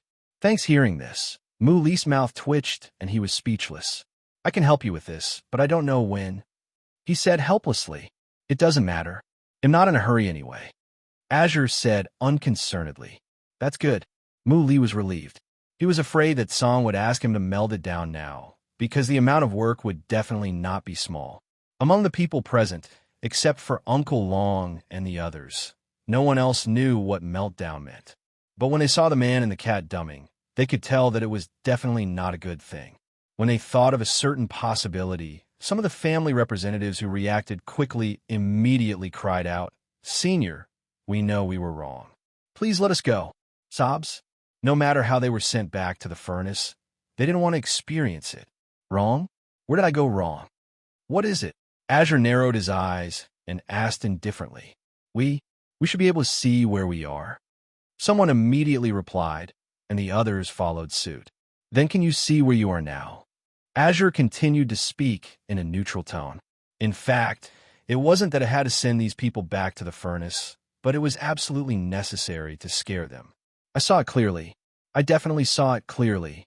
Everyone said in unison, "If that's the case, then all of you better behave yourselves. If anyone dares to create trouble for me, don't blame me for being impolite." After threatening him like this, Tsang even deliberately showed his meaty little claws. Ice Spirit's mouth twitched when she saw it. She thought, can such meaty claws threaten people?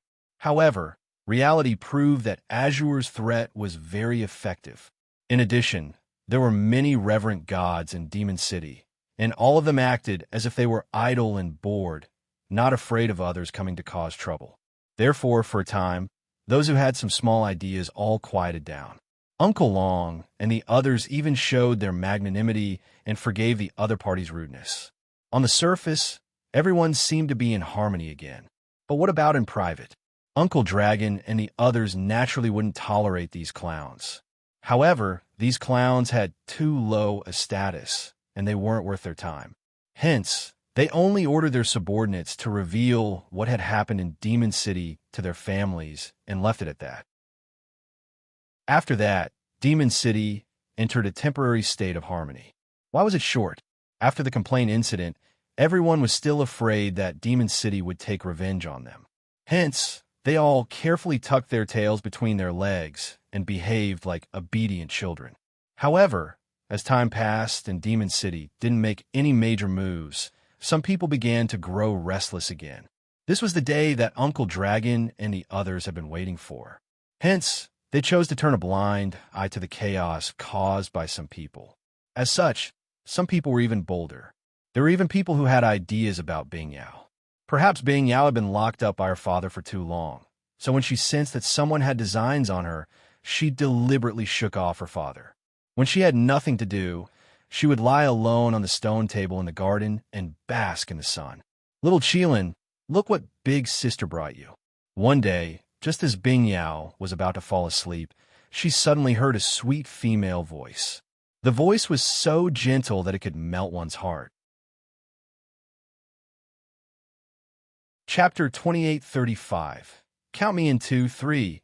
However, Bing Yao didn't even bother to raise her head and remained motionless on the table. When the woman who spoke saw the other party's lazy appearance, her eyes lit up. How she wished she could hold this little Qilin in her arms. She was really too cute. The woman who was staring at Bing Yao looked like she was in her early 20s, but in reality, she was not young anymore. She was also an elder of a mid-tier family clan and could be considered a woman with status and status. As such, this woman was extremely proud.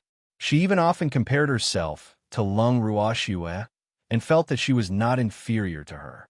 The only thing she was not as good as her was luck. After seeing Bing Yi, she didn't care about her clan's mission anymore. She only wanted to abduct Bing Yi. According to her plan, if she could obtain this little Qilin, it would be equivalent to obtaining the powerful backing of the Qilin clan. In that case, her clan would naturally be able to squeeze into the ranks of the 8 great divine regions without any effort. By then, what would Lung Ruoxue be? She would also definitely become the woman with the most status in the divine realm, apart from Wuhan. It could be said that her vision was extremely perfect. If she could succeed, perhaps her clan would really become a super clan in the divine realm as she had imagined. However, she, who had already been blinded by this beautiful pie, clearly only thought of the good side and did not think about what would happen if she failed. How could the Qilin race tolerate a human having designs on their young? However, the woman was smart enough not to use force. Otherwise, she would have been dead. In the distance, Ice Spirit watched helplessly as a certain woman took out a few fruits to please his son. However, he could only protect her from a distance because his son had said that he would personally teach a lesson to those who dared to have designs on him. If he couldn't beat them, he would look for his father. Ice Spirit had no choice but to agree. However, he was worried and would not let his son deal with everything by himself. After all, humans were cunning. If something happened to his son, where would he find the medicine for regret? Uncle Long, who was accompanying her, saw that Bing Po was worried but didn't dare to come forward. He sighed in his heart. What a pitiful parent. Senior, don't worry. We're very safe here. No beastie can be kidnapped. Uncle Long consoled. With Green Vessel and Azure monitoring Demon City, it would be difficult for outsiders to do anything. Unfortunately, those people were not aware of this situation, so they all thought that no one knew about their little tricks.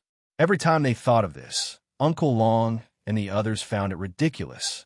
When will these people get lost? Isoul didn't feel happy after hearing Uncle Long's words. Instead, he questioned him angrily. Fuck. With these people around, her son would no longer be close to her. It was undeniable that the great former clan leader of Isoul was burning with jealousy. The investigation was not over yet. After the review is over, it will be their test. Uncle Long's heart trembled, but he told the truth. Your work efficiency is really low. Ice Spirit scolded angrily. Uncle Long was speechless. After a long time, he explained in a low voice, Senior, our Demon City has a limited number of people. Originally, Green Vessel could read minds, and because Green was too strong, those people's little thoughts could not be hidden from it. If these two fellows were willing to help, the evaluation would not be a matter of more than a few minutes. However, these two masters would not do such a small thing. As such, they could only do it themselves. This way, the evaluation speed naturally slowed down. Isoul fell silent after hearing Uncle Long's words. Uncle Long also thought that Ice Spirit understood their huge workload, so he was slightly relieved. AI, as long as this ancestor didn't make a fuss, it was fine. But not long after, Uncle Dragon met the Cheelants of the Cheelan race. He realized that Isoul disliked their low work efficiency. Otherwise, she wouldn't have sent more than half of the Cheelants here. The Kirin leading the team was Huayu. As soon as they arrived at Demon City, Huayu and the other Cheelants immediately started working. Uncle Long was speechless when he saw the Cheelants' true forms. What are these guys planning to do? When Uncle Long asked this question, Huayu looked down on him. Huayu said contemptuously, Investigate them, of course. Your methods aren't good. You're too gentle. Watch us. After Huayu finished speaking, he was the first to capture the two humans who were already trembling with fear and interrogate them. This scene made the mouths of Uncle Long and the others twitch. This method was indeed too simple and crude. Thanks, Uncle Long and the others were completely speechless, while the people being interrogated were all like mistreated wives. Their eyes were full of tears, and their small bodies were shivering in the cold wind. Those who were more timid passed out before Huayu and the other Cheelants could interrogate them. Xiaolong, will this work? Seeing this, Muli couldn't help but ask worriedly. They wanted to investigate the 8 generations of these people's ancestors. He was not interrogating them like prisoners. More importantly, the interrogator was a Cheelan, which put a lot of pressure on everyone. Hearing the name Xiaolong, Uncle Long's mouth twitched again. In fact, in the face of Muli's question, he wanted to say, Please don't call me Xiaolong, okay?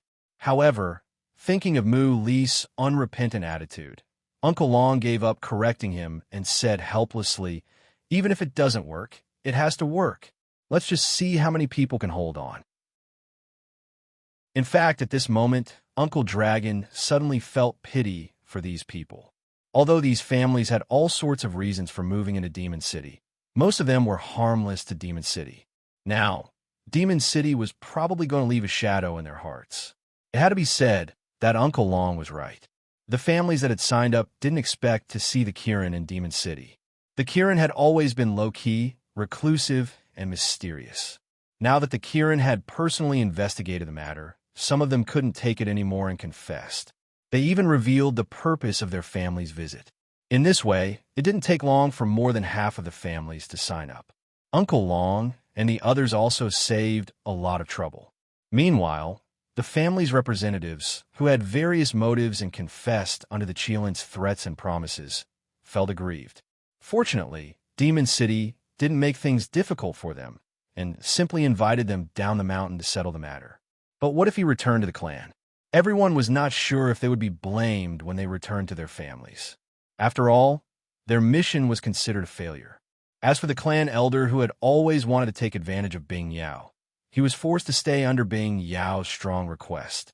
Knowing that it was at the request of the little Kylan that the demon city did not drive her out, the female elder's mind became active again. She even felt that the little Kylan should have a good impression of her. Otherwise, she wouldn't have been the only one left among so many people. However, not long after, she was completely tragically defeated.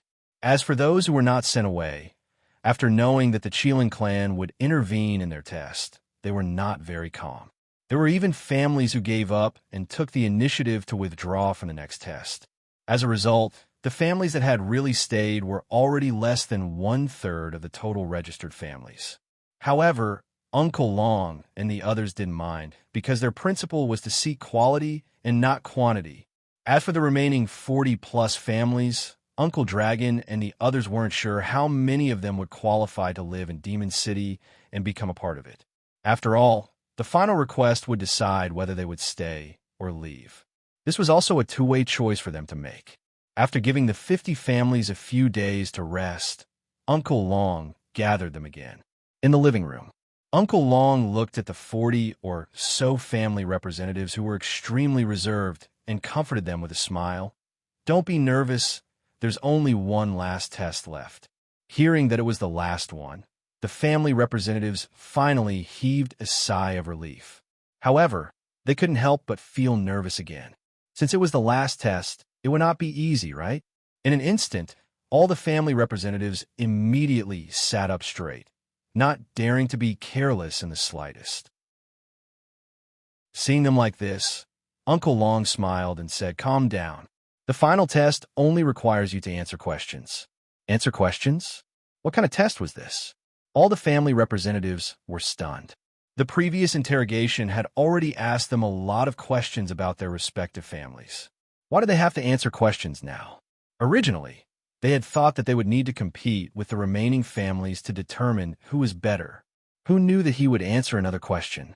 Although the crowd was puzzled, they all calmed down in an instant. This was because they believed that they had already answered most of the questions that needed to be answered. There was really nothing else to ask. Uncle Long laughed to himself when he saw how many families relaxed after knowing that the final test was to answer questions. How could the problem they had raised be so simple? However, it was also good that these guys were not so nervous in case it affected their condition. After that, Uncle Long had the families draw lots to decide the order in which they would answer the questions. Then, he ordered everyone to enter a dark room. In the room, other than Huiyu, Song was also the examiner. Of course, Huiyu was the main examiner, while Song's task was to determine the authenticity of these people's answers. Originally, it didn't want to do such a small thing, but Uncle Long had used Nyo to persuade it. So, in order to find some loyal residents for Nyo, it had to agree. As the test began, the people being tested had to answer the fire use questions in turn. The time to answer was only 3 seconds, so there was almost no time to think, and they had to make a choice by instinct. In the beginning, the person who answered the question was quite confident, but as the question went deeper, the subject gradually broke out in a cold sweat, especially when he heard the person in the dark ask, "When your family and Demon City's interests clash, what will your family do?" When such questions were asked, the people being tested felt a deep pain in their balls. Chapter 2836. We didn't agree to this, did we? 1. How should he choose? Was there need to ask? It must be like his family? The family representative who was asked this question couldn't help but think to himself. However, he wasn't stupid. He knew that the other party wouldn't be happy with such an answer. So he thought he was smart and replied, "Of course, we'll prioritize Demon City's interests." He's lying. As soon as the representative of a certain family finished speaking, Song's cold voice rang out in the dark room. As soon as Huayu heard this, his temper got worse and worse, and he directly punched a certain unlucky person without thinking.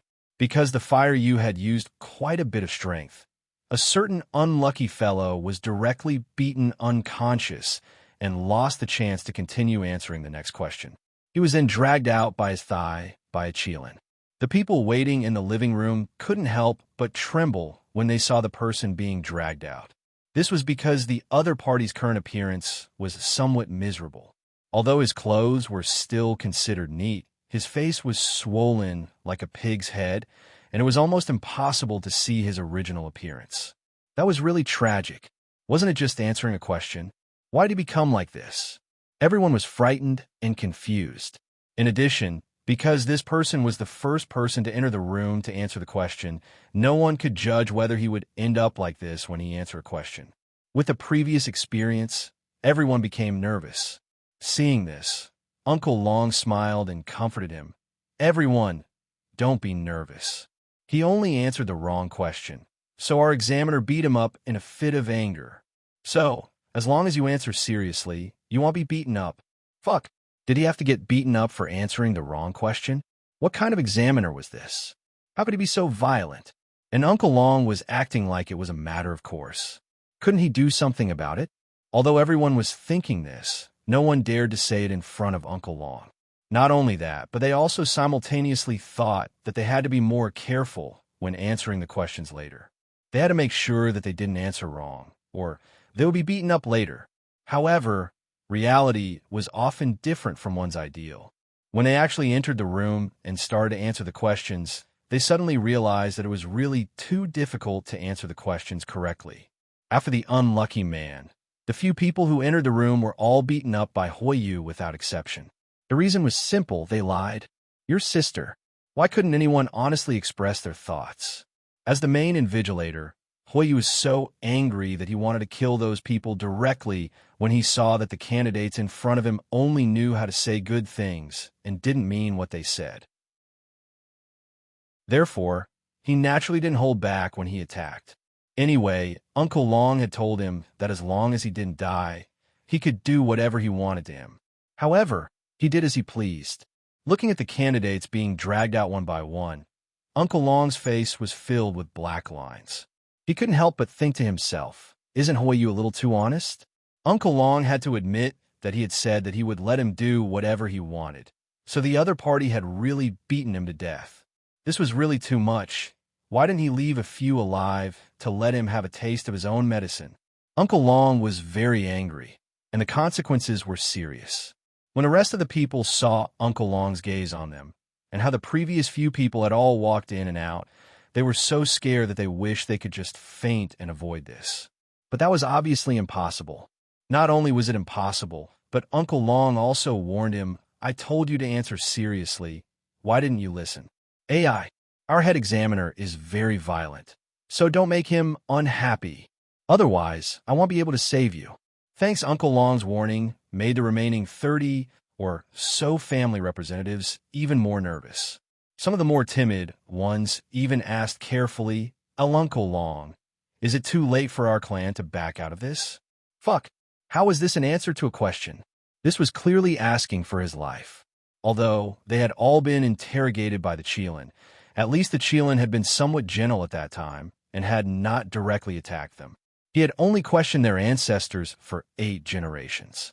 But now, they did not know what had happened to the other party. Why were they all beaten to the point of dying? Some of the representatives who couldn't figure it out wanted to give up. I can't go on like this, or I don't know if he'll still be alive. However, when Uncle Long heard some of the representatives' questions, he raised his eyebrows and said with a little displeasure, Forfeit? Do you think that Demon City's people are easy to bully? He actually wanted to give up at a time like this? Let me tell you, no way. If you give up now, we won't even let your family off, let alone your lives. A threat. This was definitely a threat. After hearing Uncle Long's words, the families who wanted to give up were filled with grief and indignation. How could he do this? Are there any human rights left? As they thought about this, the few families who wanted to back out still said carefully, We want forfeit. We're just joking. Why did he give up? It wasn't easy to get to this stage. You're not giving up? Uncle Long blinked and asked. No, I want to. The family representatives replied in unison. It was too terrifying. Not only would they have to give up their lives here, but even their families would suffer. Under such a threat, those who dared to give up were no ordinary people. So you're playing with me? Is this fun? Uncle Long didn't seem to be happy when he heard that the other party wasn't giving up. Instead, he asked angrily. This time, the few families who wanted to give up were even more at a loss. However, Uncle Long didn't give them a chance to turn over a new leaf and allowed them to enter the room together. After entering the room, everyone was still in a state of shock. Then, they heard a voice in the darkness. Why did so many of them come in together this time? Uncle Long, did you make a mistake? Facing Hui Yu's doubt, they did not know how to say it. More importantly, this voice sounded familiar, but they couldn't remember. After a moment of worry, everyone forced themselves to calm down and acted as if they were ready to answer any questions. However, why didn't Hui Yu start asking questions immediately? Oh, what was this called? It would cause absolute mental pressure on the other party. He would first let them feel the fear in the darkness. Then, he would take them by surprise. Hui Yu thought so. Then, he secretly observed the other party's expression with a smirk. For a moment, the room was silent. Other than the nervous heartbeats of a few candidates, there was only the sound of the wind blowing through the window. The more sinister the atmosphere was, the more terrifying it felt. However, they didn't dare to urge the other party to start, so they could only silently endure everything. But at this time, the other party had already left a perverted impression in their hearts. Chapter 28:37. We didn't agree to this, did we? 2. They said you're a pervert. Suddenly, in the silent darkness, a voice that sounded like a smile, yet not a smile, rang out, causing the expressions of everyone in the room to change drastically. What was this?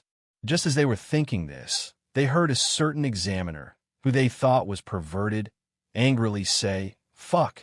Whoever thinks I'm a pervert, stand out. I'd like to see how bold you are to talk about your grandpa like this." No one dared to step forward, and no one wanted to. This was really too much of a pain in the ass. Could he not be so mischievous?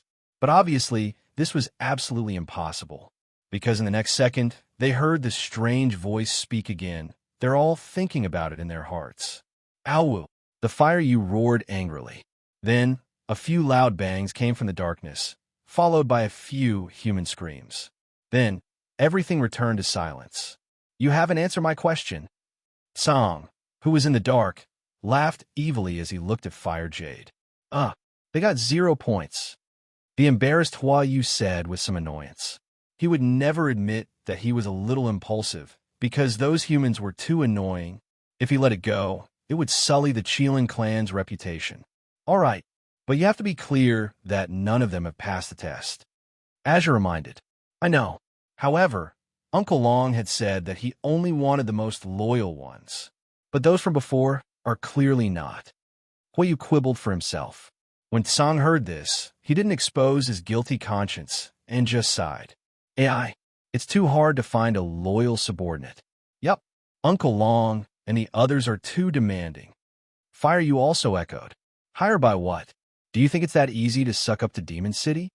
Hearing this, Azure said angrily. Fire Yu was very depressed. He had just echoed the other party's words to please him, but how did he get hated again? This ancestor was difficult to serve. Hui Yu was in tears. Can't we just work together happily? However, Azure didn't care about the other party's resentful thoughts. He directly raised his small claws and ordered, "Tell the people behind to quickly come in. You bastard. My time is very precious." He'll go and inform them. Upon hearing this, Hui Yu didn't dare to delay and immediately sent a message to Uncle Long. Uncle Long, who had received the voice transmission from the Fire Yu, was puzzled at first. How long had it been since they had entered? Why had they finished asking so quickly? Then he saw the few people who went in vertically and came out horizontally. He instantly understood. Another violent attack. Uncle Long couldn't help but sigh. It seemed that he couldn't count on the Fire Yu to be gentle anymore. When he saw the family representatives present, and those who came out lying down, their faces turned even paler. He quickly comforted them. Everyone calmed down. They must have done something wrong. Otherwise, they wouldn't be treated like this. What wrong have you done that you need to do this? The people who were still safe and sound felt that the simple questions they had thought were even more terrifying than the previous interrogation of their ancestors. Although they hadn't entered yet, they were already feeling the burden. Uncle Long's words of comfort could no longer ease the tension in their hearts. When the next person was called, a certain family representative even took a long time to realize that he was the next person. After he realized it, his whole body was a little stiff as he walked into the room, as if he was rushing to the execution ground. Thanks, Uncle Long silently gave his blessings as he watched him leave. "I wish you good luck, little guy." After that, he turned to the others and said kindly, "Believe me, as long as you answer my questions seriously, nothing will happen. Of course, if you take the initiative to anger the examiner, then I can't help you." It had to be said that Uncle Long's kind reminder was quite useful. The families that went in later were obviously treated better than the previous ones, because they all came out on their own. However, the moment they came out, all the representatives were pale and their clothes were drenched in sweat. Since they had already come out, Uncle Long would definitely arrange for someone to send them back to their rooms to rest. At this time, someone made an excuse that he wanted to go to the toilet. After saying goodbye to Uncle Long, he left. However, the people who left did not go to the outhouse at all. Instead, they sneaked into the residence of the family representatives and tried to find out the contents of the test. After asking one family after another, the representatives of the families who thought they were so smart that no one knew about it were deeply depressed. This was because everyone had told him different things. How was he supposed to prepare for this? When he returned to the living room, the family representative returned to his seat with a guilty look. Uncle Long only smiled at him without saying a word, which made him nervous.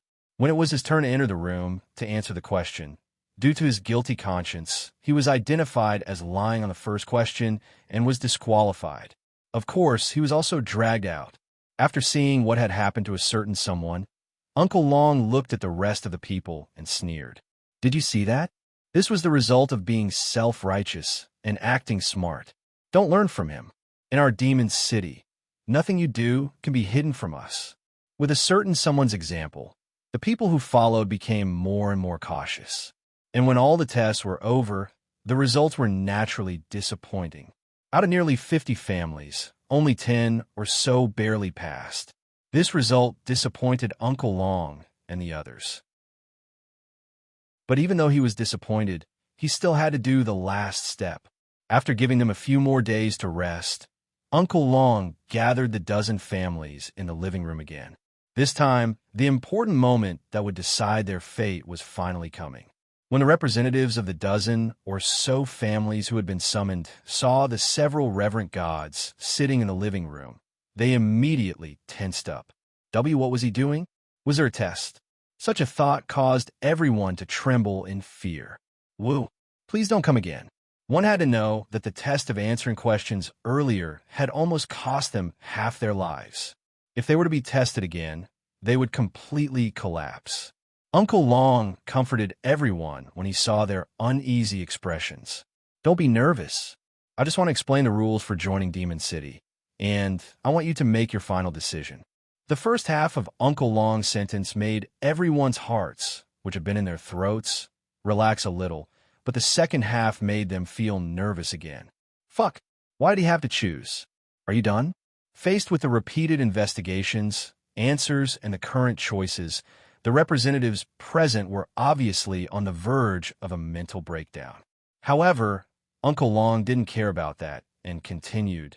"This choice is extremely important to both you and Demon City." Chapter 2838. We didn't agree to this, did we? 3. Uncle Long, what is your choice? Just tell me directly. Someone couldn't wait and urged. All right, then I'll say it. Uncle Long didn't get angry at being urged. Instead, he was still smiling.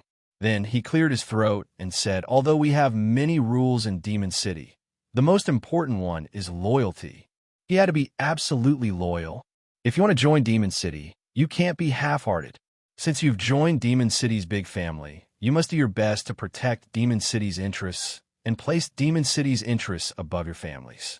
Of course, The resources we can provide you are definitely beyond your imagination. However, I won't give you these resources for free. You'll have to put in a certain amount of effort to get them. Do you understand what I mean? How could the representatives present not understand? Uncle Dragon's intentions were clear. Back when they had answered the question, they had already come into contact with him. However, they never thought that they would have to make another choice. And this choice would determine whether Demon City would accept them or not. At that time, they had the chance to pass the test because they had told the truth. In this truth, someone naturally mentioned that the interests of the family were more important than anything else. The families that replied in this way were obviously not within the scope of Uncle Long and the others' consideration. However, because of their honesty, Uncle Long and the others still gave them an equal opportunity. After hearing Uncle Long's words, the representative who had said that the family's interests were more important than anything else knew that his family had no chance at all. Therefore, he immediately questioned, "I can understand that Demon City needs our loyalty, but why won't you give us your resources for free if we're loyal to you?" Uncle Long looked at the family representative, who was obviously looking for trouble, and said with a cold smile, "Why should I give it to you for free? This is the first time I've heard that the major clans are supporting their vassal clans for free. It is, without any labor. Wasn't it a fool's dream to get protection and resources with just a word of loyalty? Not to mention you families with no blood relations. Even if you're a branch of the Ning family, you wouldn't dare to say that you're getting resources for free."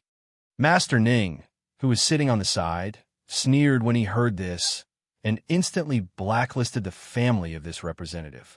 "You bastard. This person was clearly here to find trouble. Who didn't know that the relationship between the big families and the affiliated families was that of being affiliated and being affiliated? The subsidiary clans relied on the enormous resources and powerful strength of the subsidiary clans to receive the protection of the other party in the divinity.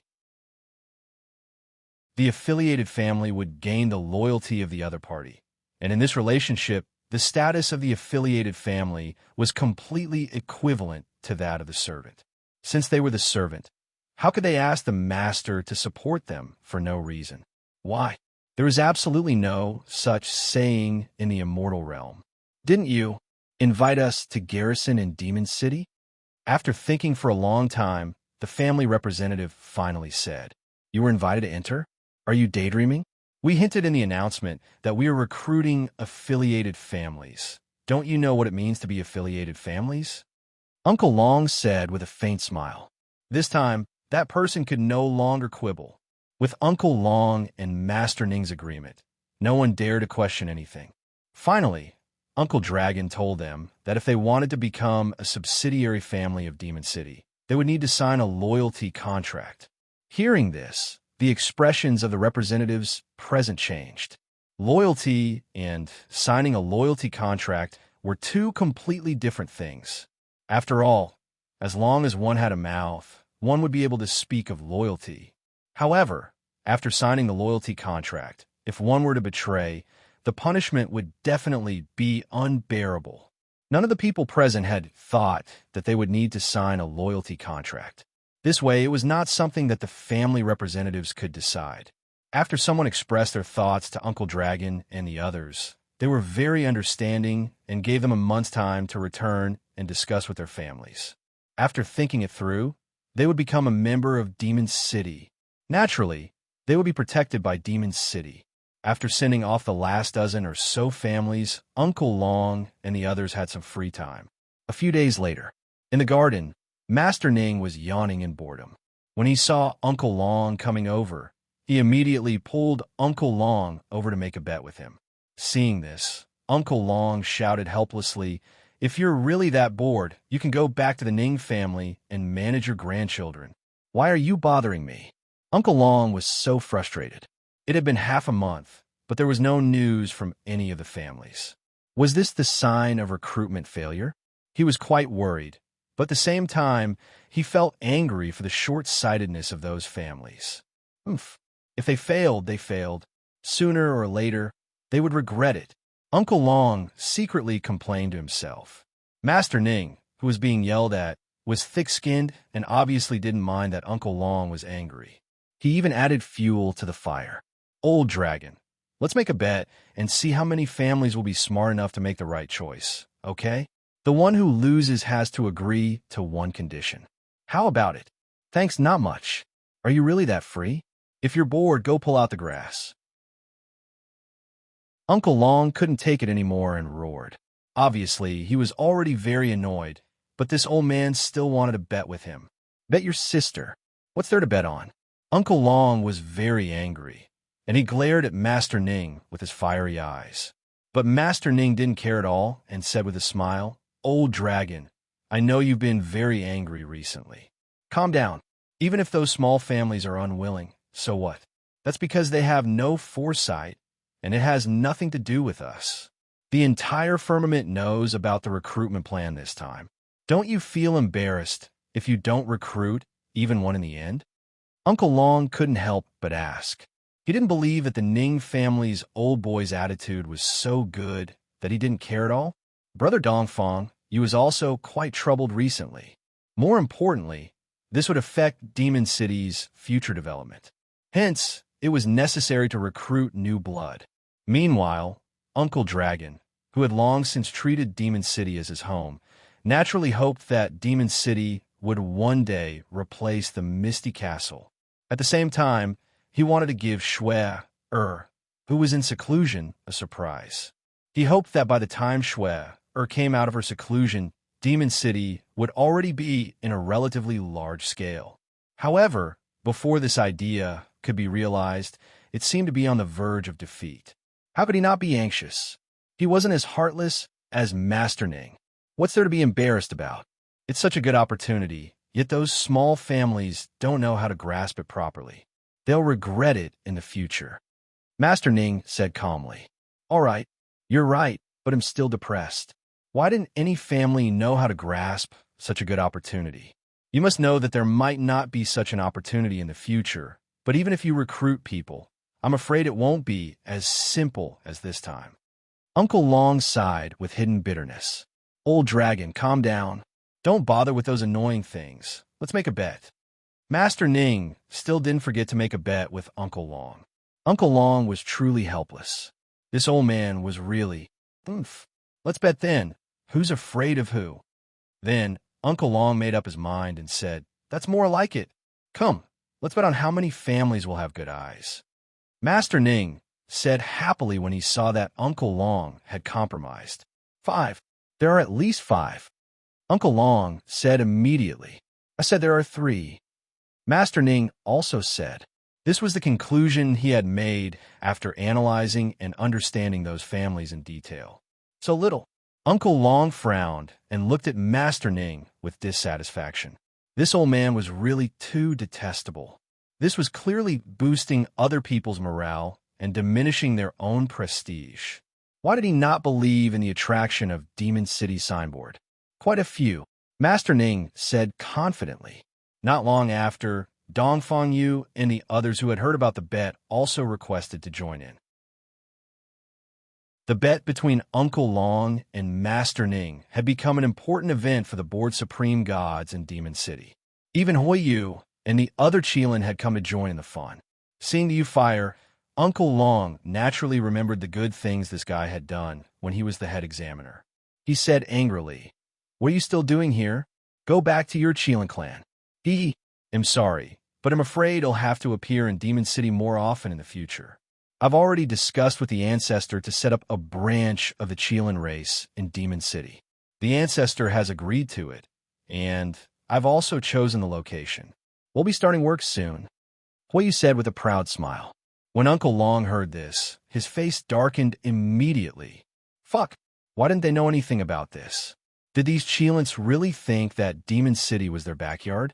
He wanted to set up a branch in Demon City, yet he didn't even acknowledge the master? Tell me only after you decided? Who was that? Did they agree? Uncle Long's expression was extremely unsightly. He glared at Hui Yu and said, "We didn't agree to this, did we? The Ancestor has agreed. If you have any different ideas, feel free to bring them up. I'm just an errand boy doing hard work. I don't care about the affairs between you high-level people." Huiyu pushed the responsibility to his ancestor. Your sister. Hearing Huiyu's words, Uncle Long really wanted to scold Qilin. What would he say if he went to find the ice spirit? Did he object? Demon City doesn't welcome Qilin's presence. Chapter 2839, Boss, I knew you wouldn't die. 1. Not welcome my ass. There must be something wrong with his head to object to the Qilin race moving in. Uncle Long couldn't help but mutter to himself. In fact, he had thought about this for a long time. He wanted Shui to tell Ice Soul, but Shui rejected him. In Shui words, even though we have done the Qilin race a favor, we can't force them to repay us. Otherwise, the Qilin race would definitely be unwilling. If they had any other thoughts, it would affect the relationship between the two parties. He also said that if they wanted to, they would bring it up themselves. Now, just as Shui had said he wanted to, however, he didn't bring it up. Instead, he made his own decision and even thought of a place to stay. This was a little. At the thought of this, Uncle Long's face darkened, and he said to Huiyu in a slightly displeased tone, if the Qilin race wants to enter Demon City, we will definitely welcome you. However, shouldn't you inform us, the masters, as well? Or do you want to act first and report later? Are you planning to tell us the day we find out that you've broken ground? I thought you guys already knew. Huiyu couldn't help but feel a little embarrassed. I know nothing. Did any of you Qilin greet us? Long Shuhua roared. Calm down. Calm down. Calm down. I didn't think this through. Please forgive me. Please forgive me. Seeing that Uncle Long seemed to be really angry, Huiyu hurriedly put in a good word. Since you've already decided, we welcome your Qilin clan to come and live here. Let's forget about this matter. Now, can you please tell me which place you have chosen to make the Qilin clan's base? Uncle Long looked at Fire Guangdong and said, not wanting to argue with him. Wait, I'm going to get the map. Huiyu gave a perverted smile and took out a map. That map was the topographic map of Demon City. After opening it, the Fire was about to point it out to Uncle Long, but Uncle Long stopped her and said, wait, tell me, where did you get this map? Why does this map look so familiar? Master Ning said after looking at the map. This map is the one you placed in the council chamber. Seeing that he couldn't hide it anymore, Huiyu had to tell the truth. Hearing this, everyone present was silent for 3 minutes. You bastard. Not using the council hall for too long was very harmful. They didn't even know that something had gone missing. If the other party hadn't taken the initiative to expose themselves today, they would probably not even be able to find the thief's shadow when they realized that something had been stolen. Dongfang Yu opened his mouth and wanted to express his opinion, but he found himself speechless. What should he say? Blame the other party? From the looks of it, the other party obviously didn't mind. However, it didn't seem right if he didn't criticize them. What if everyone learned from him in the future? Wouldn't Demon City be in chaos? Sensing the seriousness of the matter, Dongfang Yu frowned deeply. You're going a little too far like this. After thinking for a while, Dongfang Yu finally squeezed out a sentence that didn't hurt the other party. His words were instantly despised by everyone except Huiyu. Uncle Long was so angry that he shouted, Guards! Arrest this thief. Thanks, don't be like this. I'm not a thief. Seeing the others in a daze, Fire Guangdong quickly explained for himself. If you're not, then who is? They've even stolen into our meeting hall. Uncle Long shouted with a red face. I didn't steal it, I just borrowed it. The Fire continued to explain. Borrow? Damn it. Did you return it after you used it? Uncle Long was even angrier when he heard this. If they didn't find out that Huiyu had stolen their map, this matter might have been exposed later. Didn't I forget? Huiyu said, a little embarrassed. Only a ghost would believe your words. Men, arrest this thief. Uncle Dragon was infuriated.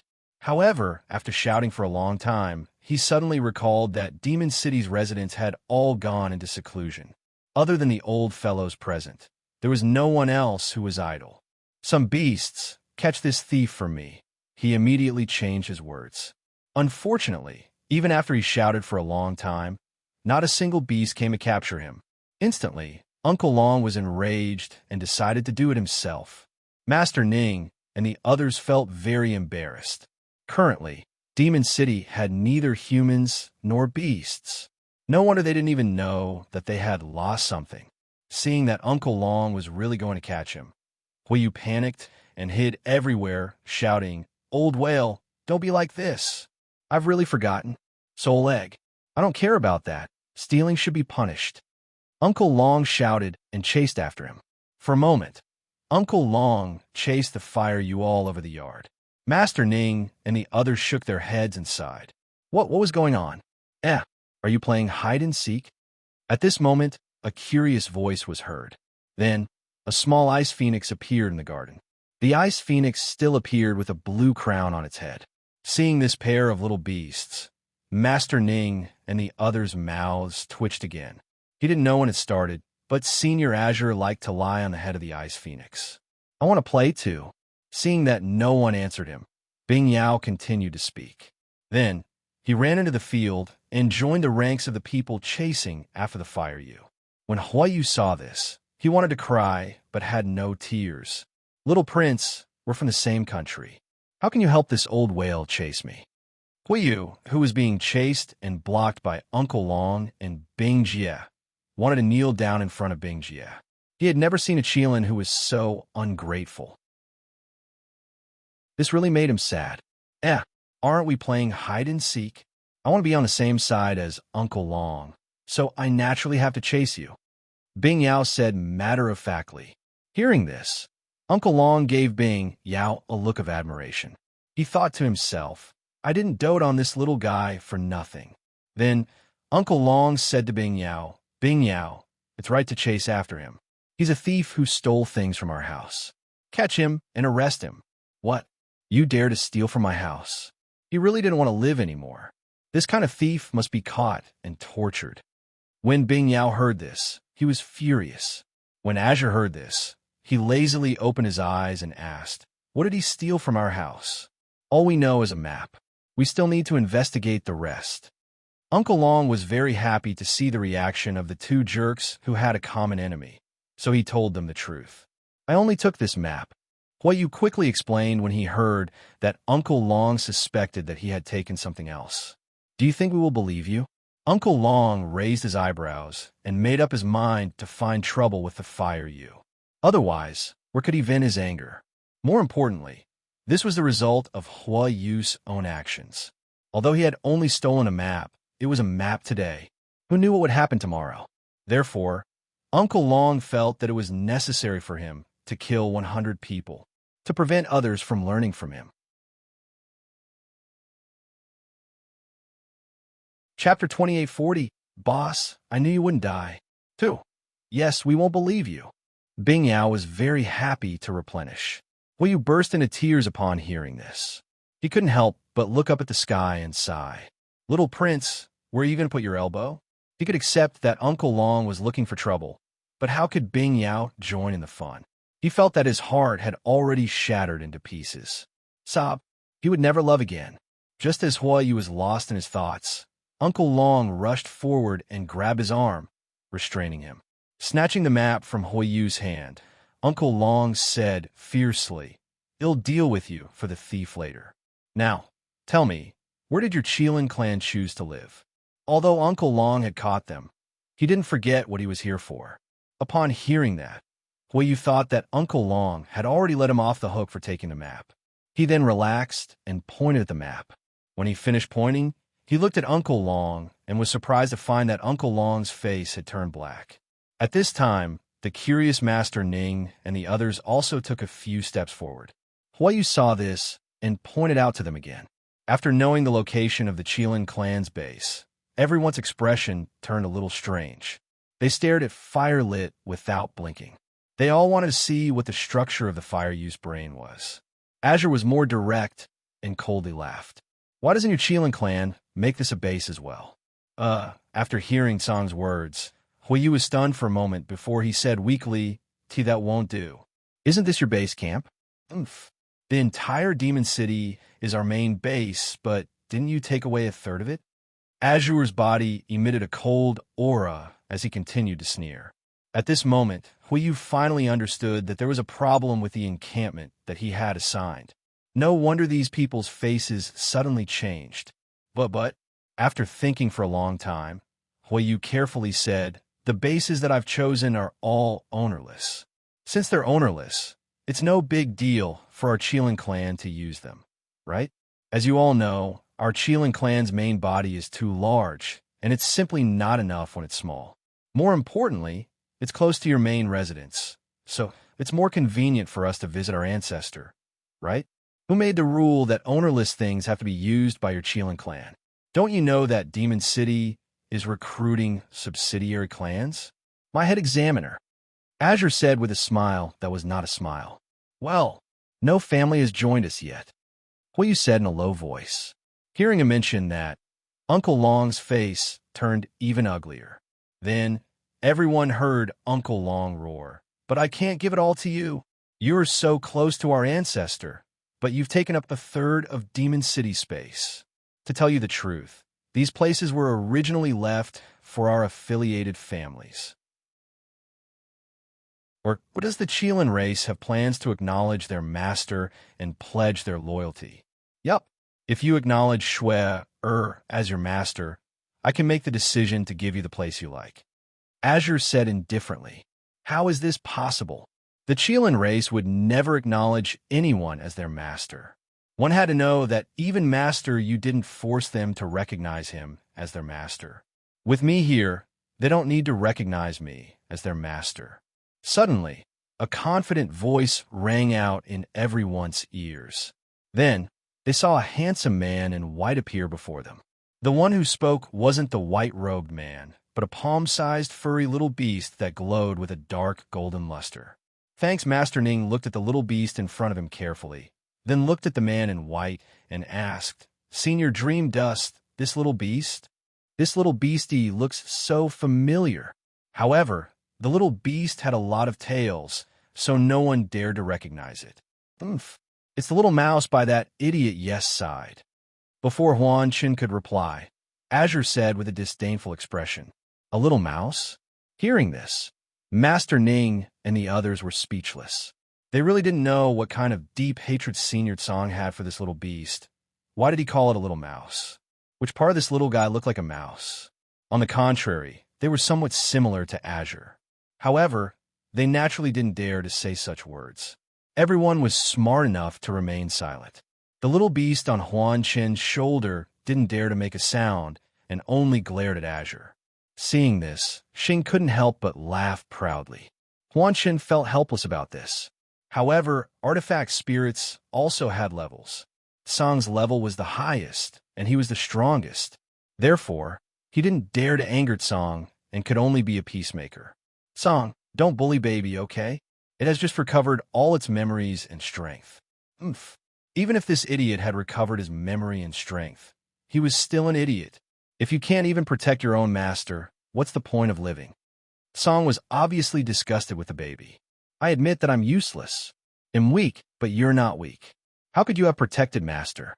Bao Bao finally retorted, "Mighty baby." Hearing this, Huan Qin couldn't help but give the baby a like. However, Azure didn't seem to mind. "Master? That's your master. I don't recognize him." She had no obligation to protect him. Besides, if he didn't seek death himself, would that bitch Wu Yin have killed him? But you shouldn't just stand by and do nothing. The baby continued to criticize weakly. Didn't the laws of heaven and earth do nothing to save him? Do you want to ask him why? Azure smiled in disdain. Baby heard Tsang's words and could only cry in his heart. Sob, "Sister, I was bullied."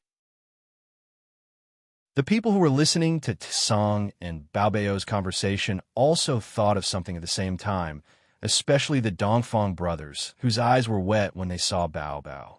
Master Ning and Uncle Long could also tell that Baby and Tsang were acquaintances. Furthermore, he had a close relationship with Master Yu. However, he didn't know the details of the reasons. Only Hua Yu was confused. Seeing that Tsang and the little beast had stopped bickering, he asked stupidly, "What does it have to do with you whether our clan recognizes a master or not?" Bao Bao was silent. It seemed that it had not appeared for a long time, and the beast had long forgotten about it. For a moment, It had a myriad of feelings in its heart, and it didn't know what to say. Song laughed out loud and pointed at Bao Bao. Who told you to act mysterious and go missing? Look at you now. Your subordinates don't even remember who you are. Huiyu was shocked. Subordinate? Was he talking about him? When did he become this little beast subordinate? Why didn't he know about it? Fire Yu was shocked by Tsong's words. When the baby saw the Fire Yu's confused look, the depression in his heart deepened. All right, it admitted that it was acting mysterious. Back then, other than the 4 kings of the 4 great king divine beasts, there were not many beasts who had seen its true appearance. Moreover, it usually used the 4 great king divine beasts to directly manage the other beasts, and it did not show itself. But to go missing, it would never admit this. It didn't disappear on purpose. It was dead, all right. Chapter 2841. Boss, I knew you wouldn't die. 3. However, facing Tsong's slander, Bao Bao didn't know how to refute it, because to the beast race, it really wasn't competent. Seeing that the baby didn't respond for a long time, Tsong, who was extremely bored, patted Huiyu's shoulder and laughed evilly. Little Qilin, do you want to know who it is? Yes, yes. Huiyu nodded his head like he was pounding garlic. Of course, he wanted to know. He wanted to know more about how he became this little beast subordinate. He belonged to the ancestor. You know about the beast god, right? Azure asked indifferently. I know too well. Upon hearing this, Huiyu immediately became excited. One must know that the beast god was the most powerful person in the beast race, and even their ancestors had to listen to him, not to mention them. Among the beasts, even if you didn't know your own people, you must know the name of the beast god. This beast god did not refer to the powerful beasts who had cultivated successfully. The full name of the beast god should be the god of all beasts.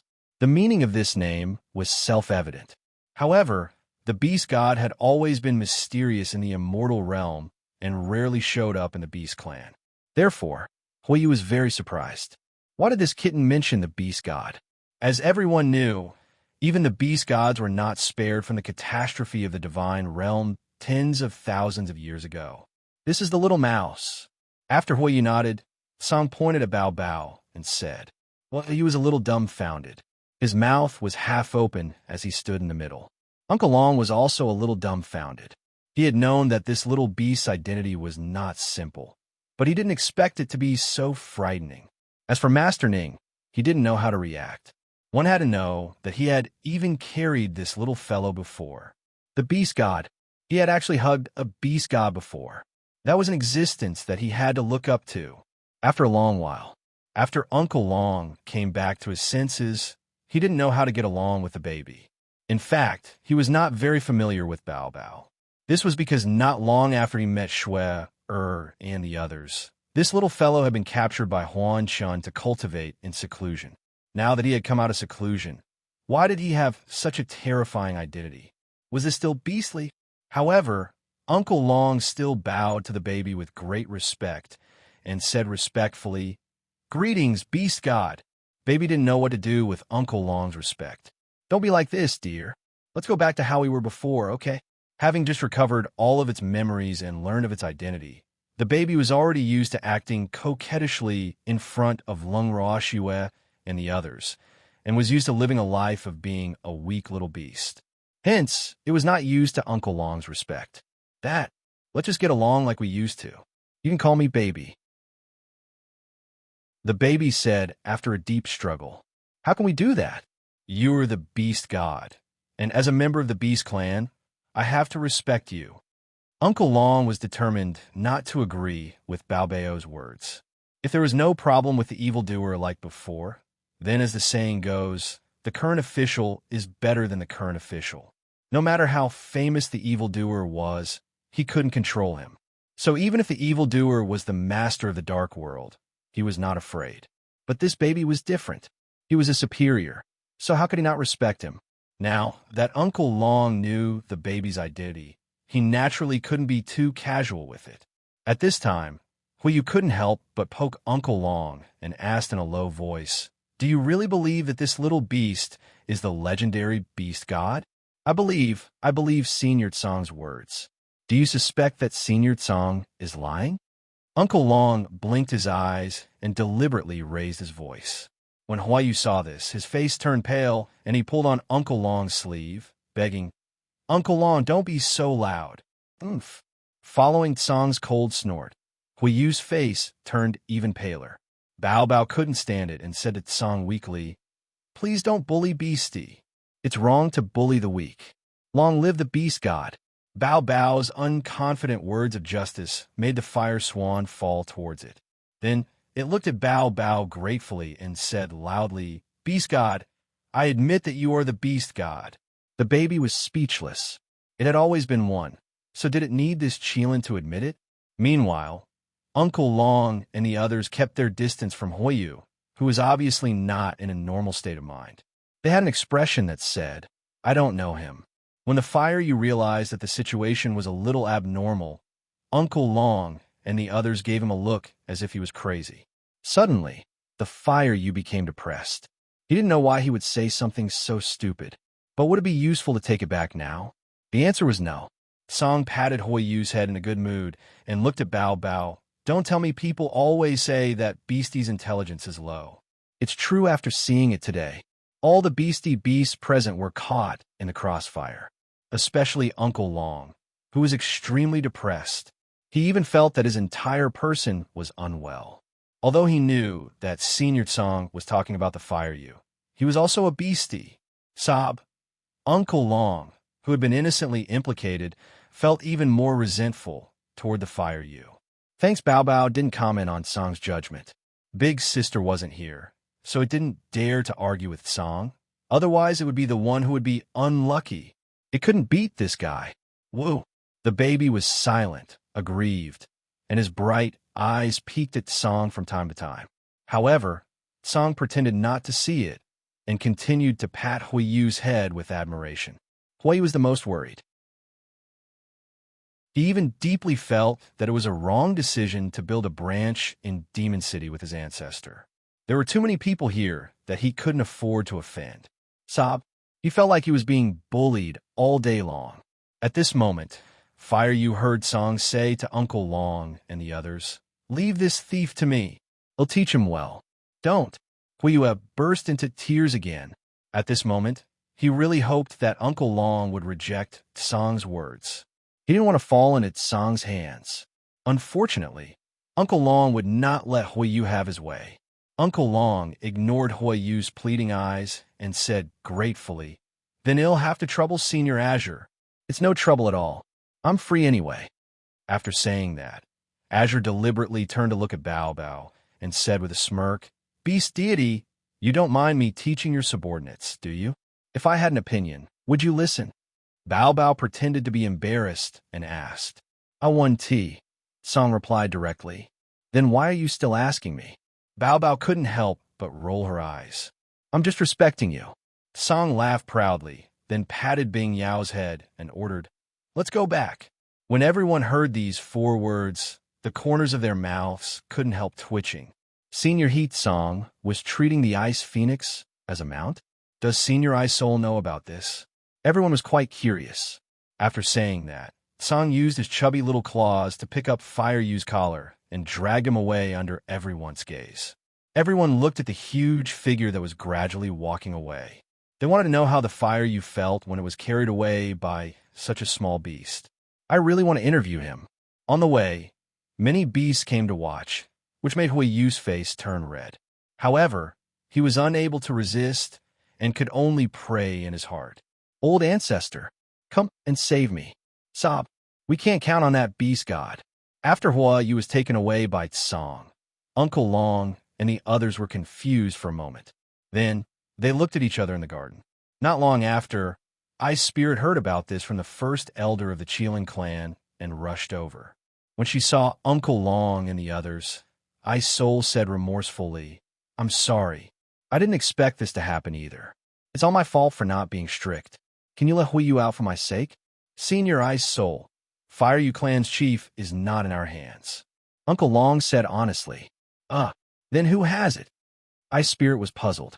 He had clearly heard from the Great Elder that Fire You had taken a map of Demon City, which made Uncle Long and the others so angry that they wanted to capture Fire You and lock him up.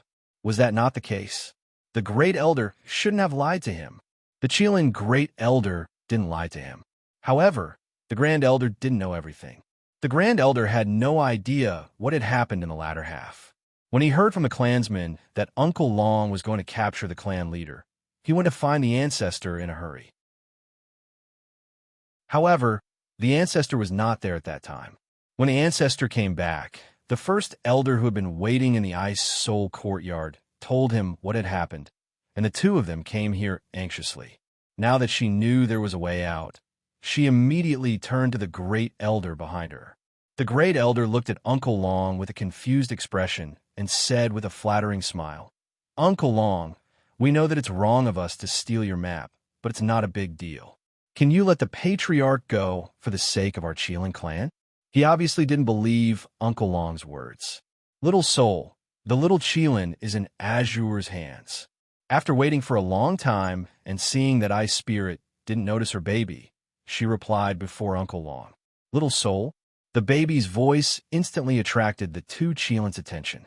The Great Elder was surprised. Who was little Pakaling? Apart from his family's old ancestor, there didn't seem to be anyone present who had the word Pa in their names. Could it be that he was calling his own ancestor? Looking at the baby's petite body, the Qilin First Elder couldn't help but shake his head. That was impossible. This little beast couldn't possibly be an old man. Just as the Great Elder overturned his conclusion, Ice Spirit, who had been completely stunned by the words "little soul," suddenly came back to his senses. His eyes were filled with tears, and he held the baby's fluffy body tightly in his arms. He sobbed, "Boss, I knew you wouldn't die. Boss." These two words frightened First Elder to his core. His eyes were wide open, as if he had seen a ghost. He didn't hear wrong, did he? The old ancestor actually called this little beast boss. Chapter 2842. You really have the guts to ask for anything. 1. The Qilin Great Elder felt like he was about to faint from fear. What kind of rhythm is this? He looked up and down, left and right, but he couldn't see that the little beast in front of him, who wasn't even the size of their palms, was the old ancestor's boss. However, he believed that the old ancestor would definitely not joke about this kind of thing. But this fact was simply too hard to accept. The first elder of the Qilin clan was a little confused. He looked at the little beast, who was crying in his ancestor's arms, with a face full of questions. Then, he turned to Uncle Long and asked him with his eyes, "What's going on?" However, Uncle Long pretended not to see it. "Aren't you curious? I want to tell you." Uncle Long thought with a smirk. Needless to say, Uncle Long was venting his anger on him again. Seeing that Uncle Long was ignoring him, the Great Elder of the Qilin family had to continue to look at Master Ning. He didn't know whether Master Ning had done it intentionally or unintentionally, but he actually turned his head at the same time as he looked at him. The first elder of the Qilin clan immediately became worried. This was really bullying the Qilin. They knew that his curiosity was like a kitten scratching at his heart, but no one answered his question. First Elder Qilin was furious. He glared at Uncle Long and Master Ning, but the two obviously didn't care and continued to ignore him. When Ice Soul was done with the baby, she turned to the Great Elder and said, "Boss, this little fellow is my clansman." "Oh." Bao Bao nodded and gave First Elder Qilin a kind smile. However, the Qilin Great Elder still felt as if a cat was scratching his heart. He couldn't help but wail in his heart. "Old ancestor, don't just introduce me. Introduce your boss." However, Ice Spirit obviously did not see through the Qilin Great Elder's inner thoughts. He did not even plan to introduce the baby's identity. After greeting the crowd, he took the baby away and even forgot about the Fire You. Seeing this, the Qilin First Elder, who had been left behind, was completely depressed. "Woo, old ancestor, how can you leave me behind?" He even left him in the middle of Uncle Long and the others, who were looking at him with unfriendly eyes. At this moment, the Qilin Great Elder, who was a little slow to react, had already sensed the unfriendly gazes from Uncle Long and the others. He shrank back a little and decided to slip away, not having the time to ask about the little beast's identity. However, as soon as this thought appeared in his mind, he had only taken a step forward when Uncle Long grabbed him by the collar and pulled him back. "Uncle Long, let go. Let me go. This is too ugly." The first elder of the Cheelin clan struggled. "Yo, now, you know how ugly it is? Why didn't you think of how ugly it was when you stole our map?" Uncle Long continued to deal with the Cheelin Great Elder. "Uncle Long, you don't need the map anyway. Why don't you lend it to us?" The first elder of the Cheelin clan said with a fawning smile. "Is that borrowing? Taking without asking is stealing. Besides, if we don't use it, can you steal it in peace?" Uncle Long's anger rose again when he heard the Cheelin Great Elder's words. The Cheelin Elder could only smile awkwardly. He really didn't think so much when he borrowed the map. "Now, let's talk about the problem of your base." Uncle Long continued. "Thanks, they had been discussing this matter for a long time, but it was delayed by the appearance of the beast god baby. Now that fire you had been taken away by Senior Azure, and Ice Soul had taken Azure away, the only one in the Cheelin clan who had the final say was this old fellow. This time, they couldn't let the Cheelin Great Elder off no matter what. They had to get to the bottom of this today. Uncle Long's decision was unquestionable, even if you were Cheelin. Therefore, the first Elder Cheelin had to stay behind and be interrogated by the crowd. When he found out that the other party was not only angry because they had taken the map without asking, but also because the area of the encampment they wanted was too large, the Cheelin Great Elder patiently explained, "As you all know, our Cheelin's body is very large, and the area is too small to display it. So, you guys have to understand. Understand my ass. Demon City doesn't have that much space for you to waste." Long Shuhua roared. "How can you call this a waste? We've decided on this place after much consideration. If it wasn't for the fact that the area of your land of demons is limited, our encampment wouldn't have been so small." The Cheelin Grand Elder was very honest. When Uncle Long and the others heard this, they were all furious.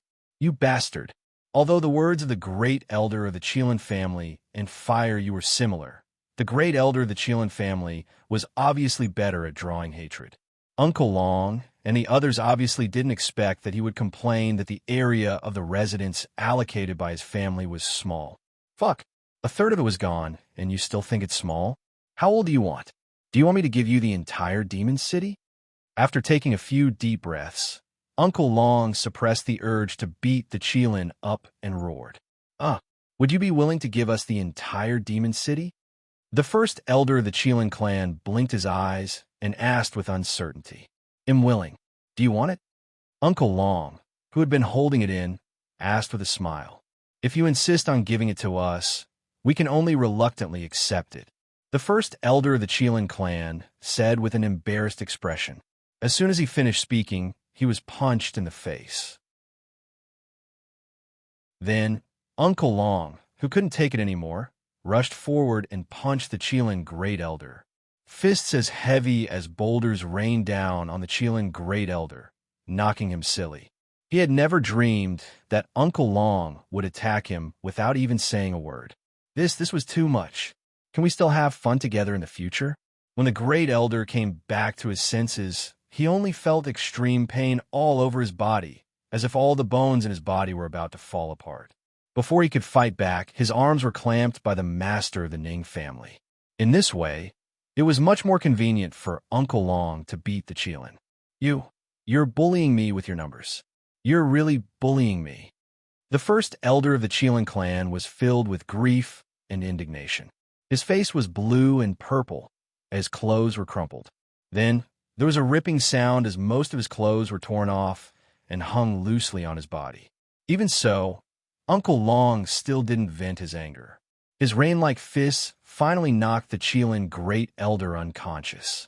After the first elder of the Cheelin family fainted, Uncle Long kicked him a few more times. He was still angry and shouted, "They'll let you have it. They'll let you have it. You really dare to ask for anything." Uncle Long, calm down. We've already taught him a lesson, so let's not argue with him. Seeing that Uncle Long was still angry, Master Ning pulled on his arm and tried to persuade him. AI. This old Chilin's emotional intelligence was really worrying.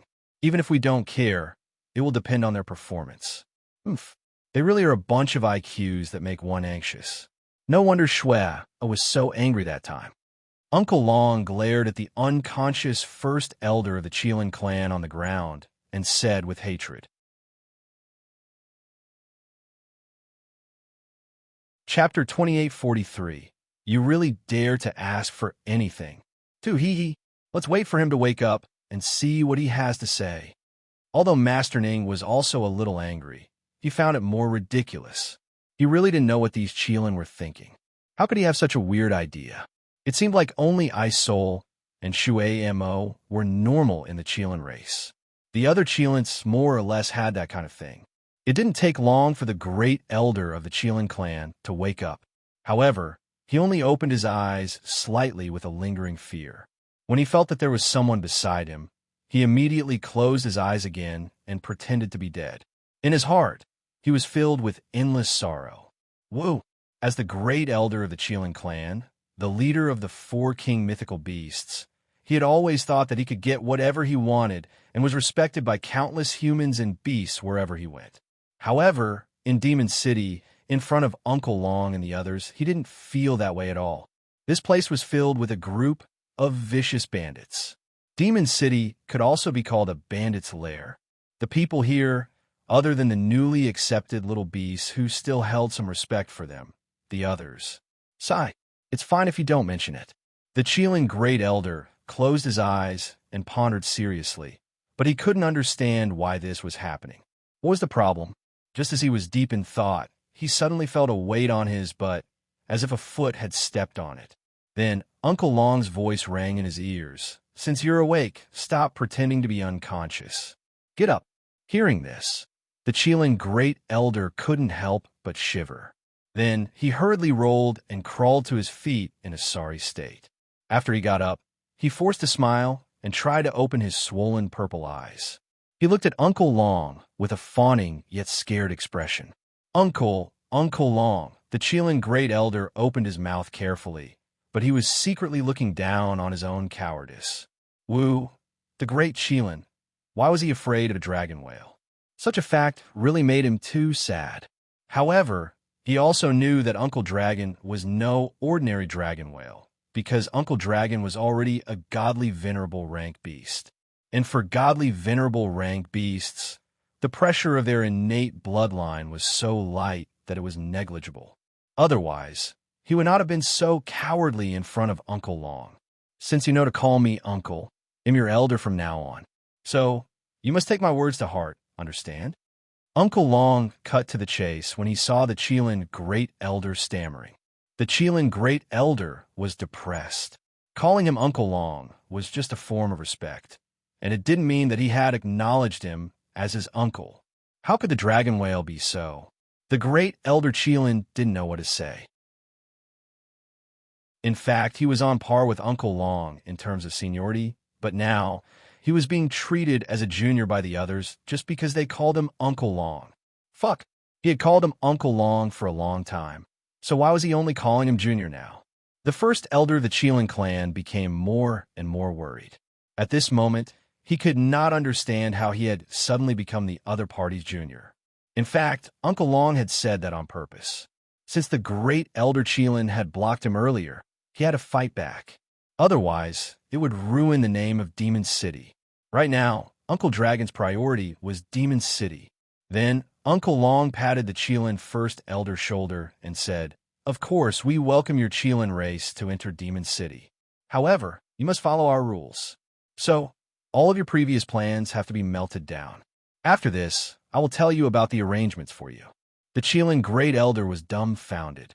He had to follow the other party's rules? What business did the Qilin clan have?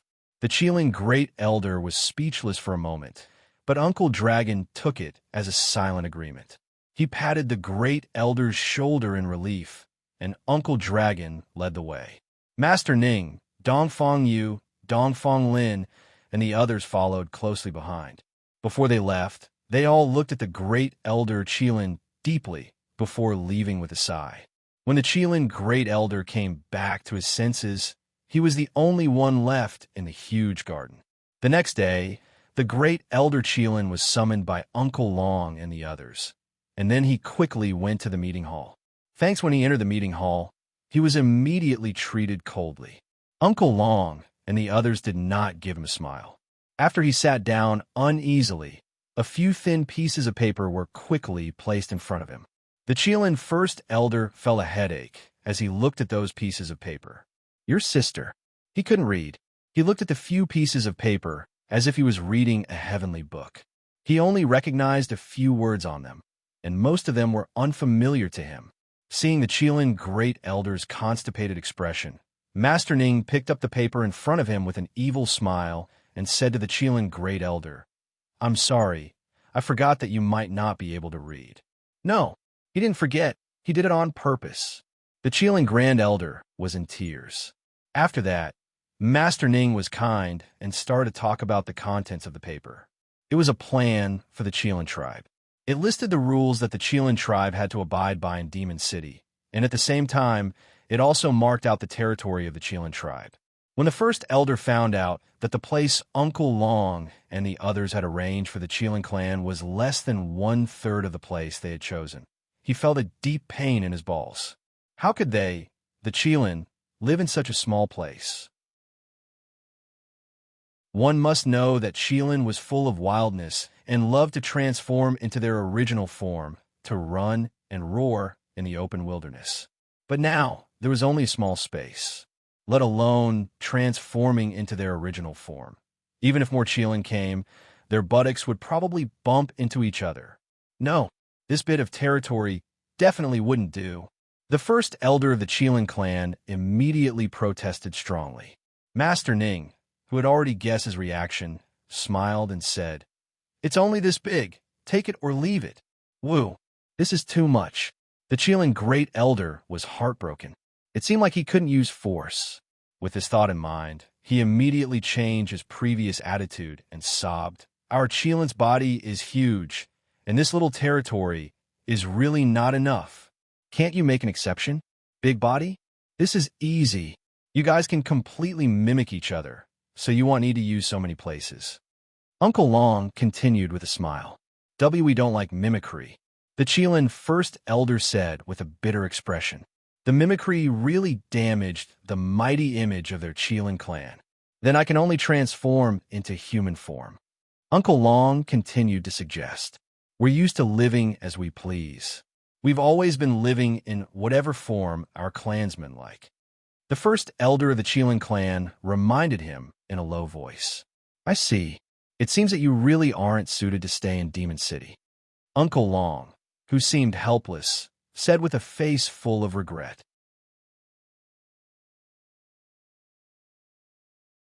Chapter 2844. You really have the guts to ask for anything. 3. Suitable. How could we not be suitable? There's no other place more suitable than us to garrison in Demon City. Please believe me. Upon hearing Uncle Long's words, the First Elder of the Qilin clan was a little dazed. When he came to his senses, he quickly said, Oh, really? Then please tell me, Great Elder Qilin, how are you two suitable? Uncle Long was curious. We're strong, and each of us can do the work of 10 humans. We're also powerful. With us around, Demon City's safety will definitely be greatly increased. Don't you think so? The First Elder of the Qilin family saw that Uncle Long was interested and immediately replied. That's true. Uncle Long nodded in agreement. The First Elder of the Qilin family was excited to see Uncle Long's attitude. This meant that there was a chance. Hee. However, he only jumped for a moment before he heard Uncle Long say, But the amount of food each of you can eat is equivalent to 10 humans. As time passes, we really can't afford to feed you. Think about it. Why don't we forget about it? No kiss. The Qilin First Elder became anxious. He grabbed Uncle Long's leg without caring about his image and cried, Uncle Long, don't abandon us, and don't abandon us. Let's get closer to our ancestor. Oh, I want to help you, but you want a big place and all of you are big eaters. What should we do? Uncle Long said with a troubled expression. Woo, we don't want a big place anymore, all right? But the territory you've given me is indeed a little too small. How about you give us half of the place you chose earlier? We can also control the amount of food we eat. First Elder Cheelin negotiated with Uncle Long with tears in his eyes. Hearing this, Uncle Long and the others looked at each other and smiled. He should have done this long ago. You bastard. They had to put on an act with the other party. In fact, according to their previous discussion, they would at least allow the Cheelin Great Elder to haggle for 2/3 of the area he wanted. They didn't expect that this old fellow was afraid that they would refuse the Cheelin clan's settlement and only asked for half of the area they had originally wanted. In this way, they could be considered to have profited. After both the host and the guest had reached an agreement, the great elder of the Cheelin clan was afraid that they would go back on their word, so he requested to sign a contract. Of course, Uncle Long and the others were more than happy to do so. After everything was done, the first elder of the Cheelin clan went to prepare the Cheelin clan's branch in high spirits. Now that the path was clear and he had gotten the permission of Uncle Long and the others, the great elder of the Kylan family was swift and decisive in his work, and Uncle Long and the others cooperated with him. The only thing they couldn't cooperate with was to ask for the fire you from Tsong at the request of the great elder of the Kylan family. You bastard! Who would dare to ask for people before they were tired of playing? Uncle Long didn't dare. Master Ning didn't dare.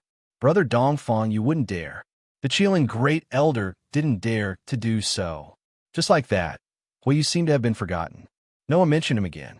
Half a month later, under the Cheelin clan's hard work, the Cheelin clan's encampment was quickly built and put into use. The time limit that Uncle Long had given to the small families was up. Before the deadline, only 3 families had made the wise decision to become Demon City subsidiary families and sign a loyalty contract with Demon City. Although the 3 families didn't meet Uncle Long's expectations and caused him to lose the bet with Master Ning, it was better than nothing. The depressed Uncle Long could only comfort himself in this way. The 3 families that were willing to join Demon City were not large in scale. The largest family among them had less than 100 members. Meanwhile, such families could be found everywhere in the Divine Realm, and they were often the most difficult to survive in. In addition, the most important thing was that these 3 families were relatively innocent. Due to the 3 major powers, small scale and weak strength, almost no major power had tried to recruit them.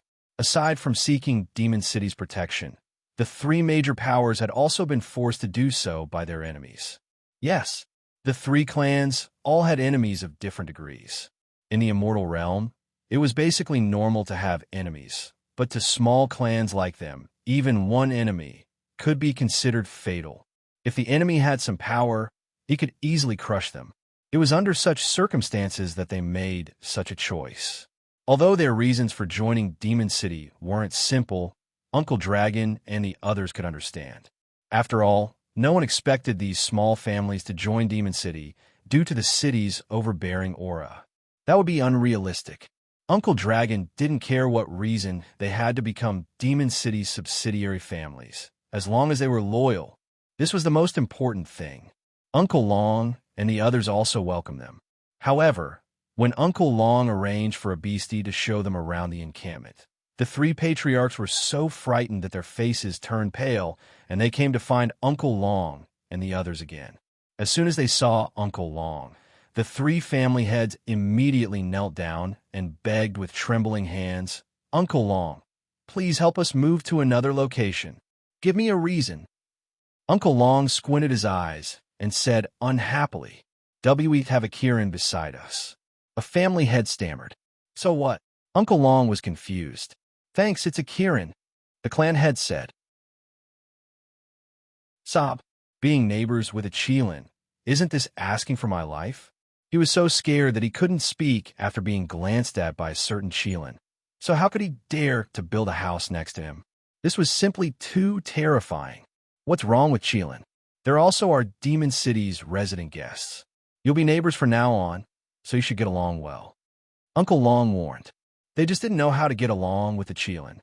The 3 family heads were in tears. This was too much. It's good that you're used to it. You still have a lot of things to do." Seeing that the three patriarchs didn't say anything, Uncle Long took it as a silent agreement and asked them to leave. Helplessly, the three patriarchs could only leave with tears in their eyes.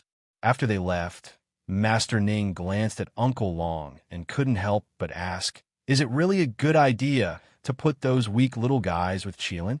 Don't get sick from a shock." After joining Demon City, it's only a matter of time before we get used to the existence of the four divine beast kings, so putting them together is the fastest and most direct way. In addition, when they finish building their base, it'll give them special training. All of you have to raise your strength as soon as possible. Uncle Long explained his plan with a slight disdain. Ugh! Master Ning knew that Uncle Long was bored out of his mind. In fact, he was also bored to death. Therefore, without thinking, he said, "I can also train them together." "Yes, we'll give them special training together," Uncle Long said, as if it was better to be happy together than to be happy alone. Just like that, the future of the three small families had been arranged by Uncle Long and Master Ning. After they had built the house with great difficulty and fear, they received the news from Uncle Long before they could wait for the heat. They were about to receive special training. The three families were rather curious, not knowing what kind of special training it would be. When a younger generation heard that there would be special training, they were even more excited. However, when they really came into contact with the so-called special training, the suffering of the three families had truly arrived.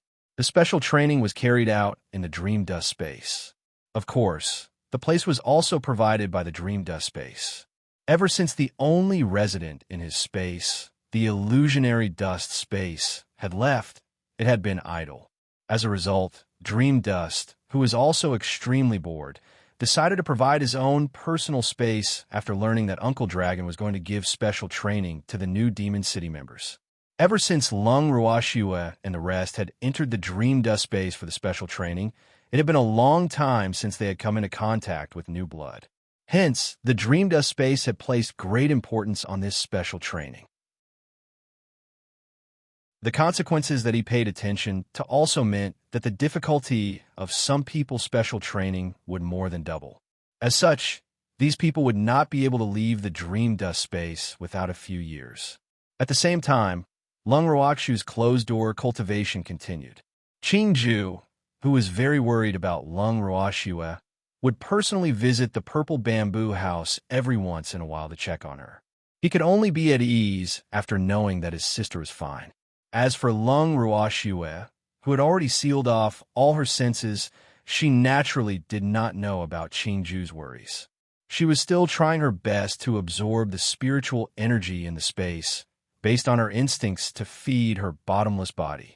On a certain day, Qingju was taking care of his flowers and plants, as usual. Suddenly, he clearly felt the spiritual energy in the bracelet go berserk, and he immediately disappeared.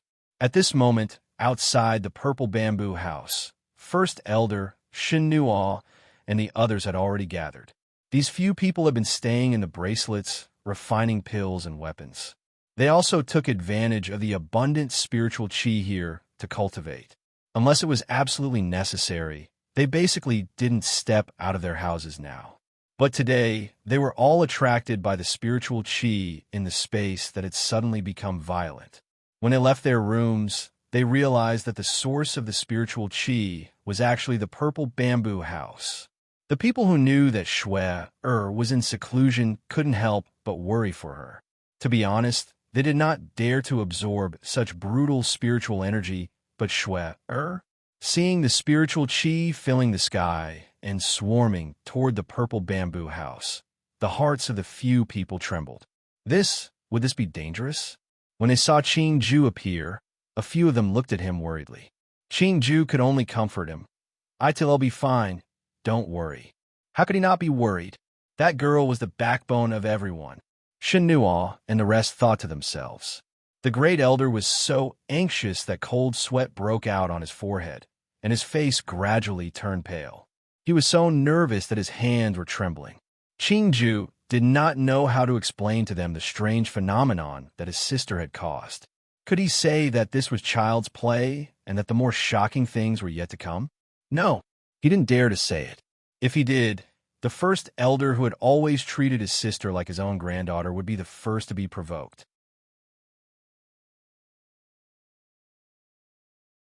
Chapter 28:45 Green Vessel's Wrath 1.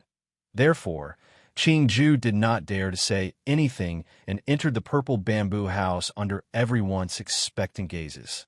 At this moment, Lung Ruoxue, who was in the purple bamboo house, was completely unaware of everything that was happening outside and the commotion she had caused. She was only relying on her instincts to absorb the spiritual energy from the outside world. It was as if her bottomless body could not be filled up at all.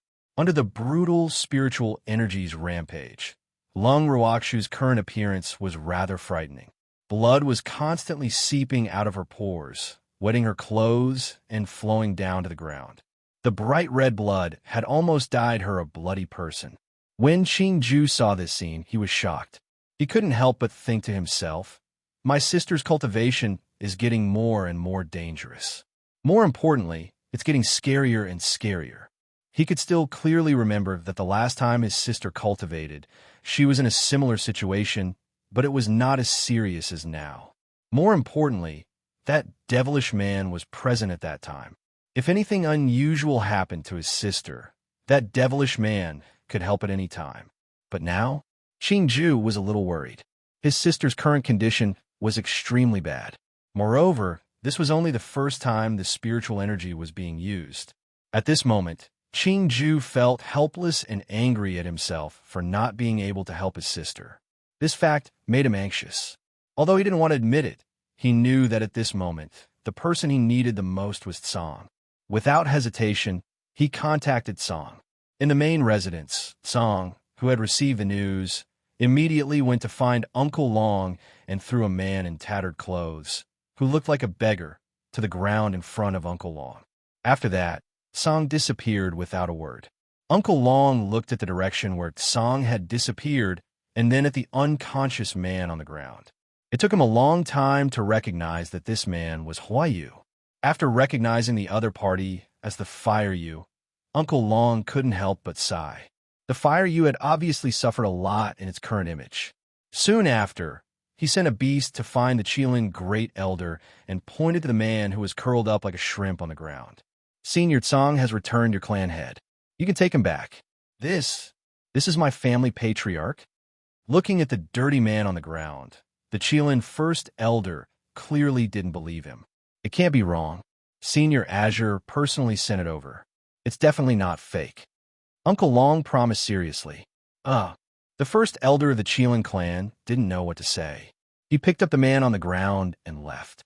At the same time, Green Vessel had also moved Song into the bracelet. This time, Song and Qingju were surprisingly harmonious when they met. It was obvious that neither of them was in the mood to bicker with the other. However, the first elder and the others were surprised to see Song Ho. "Thanks, why is Senior Song here?" Then, they watched as Song entered the purple bamboo house without a word. For some reason, when First Elder and the others saw this scene, the uneasiness in their hearts actually deepened a bit. Seeing this, Qingju could only use the excuse of not disturbing his sister's seclusion as an excuse to clear the area. After Song entered the purple bamboo house, he found a small corner to lie down and constantly observed Nyo's condition. From the looks of it, Nyo could still handle it on her own. The spiritual energy in her body was also slowly dispersing in an orderly manner, so it obviously didn't need to do anything at this time. And what it had to do was to wait for the spiritual energy in Nyo's body to gather too much, and when it was unable to effectively disperse it, it would then give her a helping hand from the outside. Right now, it could only wait. Not long after, the second wave of violent spiritual energy came. This time, it was even more violent than the last time. The first elder and the others were alarmed again. However, Green Vessel did not allow them to approach the purple bamboo house again, so they could only watch worriedly from a distance. After Qingju told them not to worry, he sneaked into the purple bamboo house and ignored them. When Green Vessel entered the purple bamboo house and saw that Song was actually sleeping, He was so angry that his hair stood on end. "You bastard. This damn cat is really too detestable." She let it in to help her sister, but it was sleeping on its own, and his most beloved sister was enduring the pain alone, enduring the torture of refining her body with spiritual energy. Green Vessel was filled with hatred. Green Vessel was so angry that he rushed forward without thinking and grabbed one of Azure's ears to wake it up. Song, who had woken up, opened its eyes in a daze and saw that it was being held by a chubby little hand. After it was suspended in the air, it struggled slightly and got rid of Green Vessel's claws. It then said in a soft voice, "Are you crazy? Am crazy? I asked you to take care of Big Sister, but what are you doing? Sleeping?" Qingju shouted angrily after he cast a barrier on Lung Ruoxue. The little one was about to explode from anger because of Tsong's dereliction of duty. However, Azure didn't seem to care. Wasn't Nyo fine? She can handle this level of spiritual energy on her own and doesn't need me to do anything at all. More importantly, if I do anything now, it won't be beneficial to Nyo's cultivation. You should know this. The spiritual energy has to refine the body step by step, and all the procedures cannot be ignored. Otherwise, do you think it's so easy to be a divine master? Of course, Qingju knew that it was not easy to be a divine master. To become a divine master, it was necessary to go through some hardships. However, his sister was not a divine master yet, not even a reverent god. In addition, his sister's spiritual qi refinement was not an ordinary spiritual qi body refinement. Outsiders might not know the dangers, but he and Azure should know. But Song's carefree attitude really made Green Vessel unhappy. From a long time ago, the two of them had never gotten along. Now, Song's attitude made Green Vessel even more displeased. Thus, Green Vessel did not care why Song did not do anything. He continued to shout at the top of his voice, clenched his fists, and shouted angrily, "But you still can't sleep. You should open your cat eyes wide and look at this big sister. Is there a need for that?" Song didn't deny it, but he obviously didn't agree with Green Vessel's words. He explained, "I've been keeping an eye on Yo. If there's really something wrong with her, it'll naturally take action, so you could be 120% at ease. You worry so much. No wonder you've always been like a child and can't grow up. You bastard. I didn't grow up because I was sealed, not because I have to worry too much." Originally, Song's first sentence had put Qingju at ease, but the latter sentence ignited Qingju's anger again. No matter what, it's a fact that you can't grow up. Little doll, calm down. With me here and you'll be fine." Song teased Qingju with a smirk. After that, he even used his furry little paws to touch Qingju's white and tender face, enjoying Qingju's soft tofu. Qingju was furious, but he was helpless against Song's scoundrels. More importantly, he needed this fellow to look after Sister Gu, so he had to endure it.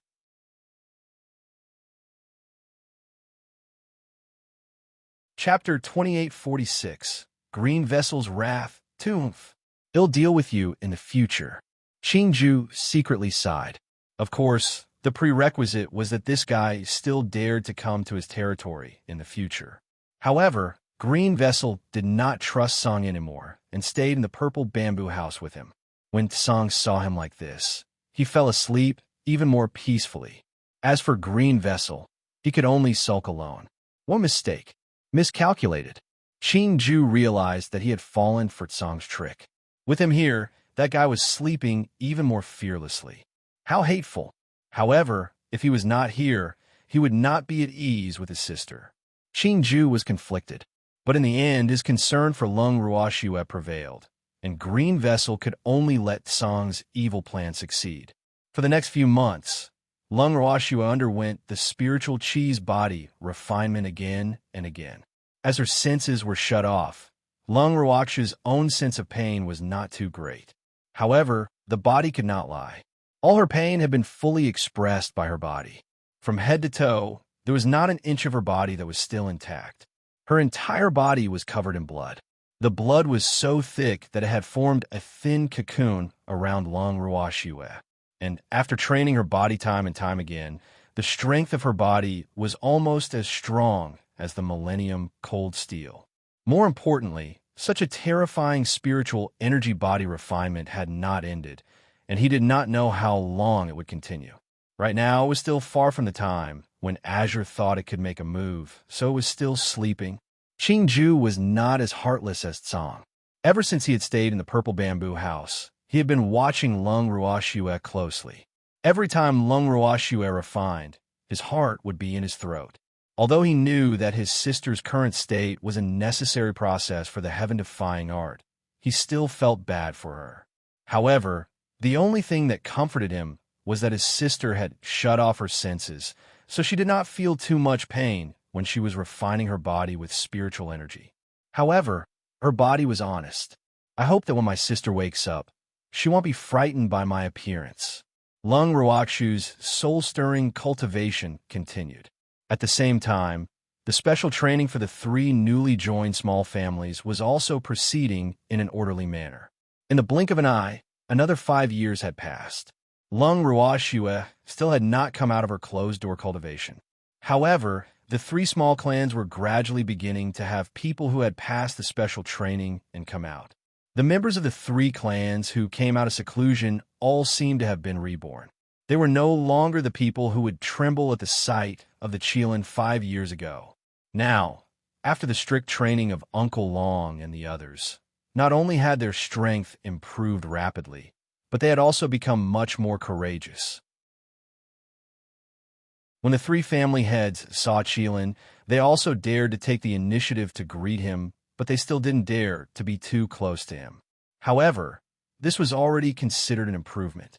After they came out of seclusion, Uncle Long immediately drove them out of Demon City and let them go to the God world to adventure and train by themselves. Even though they weren't mentally prepared to be driven away, their increased strength had also increased their confidence. Therefore, everyone who was driven out of Demon City was eager to do something big. After being influenced by Uncle Dragon and the others for a long time, they didn't have a good impression of Fog.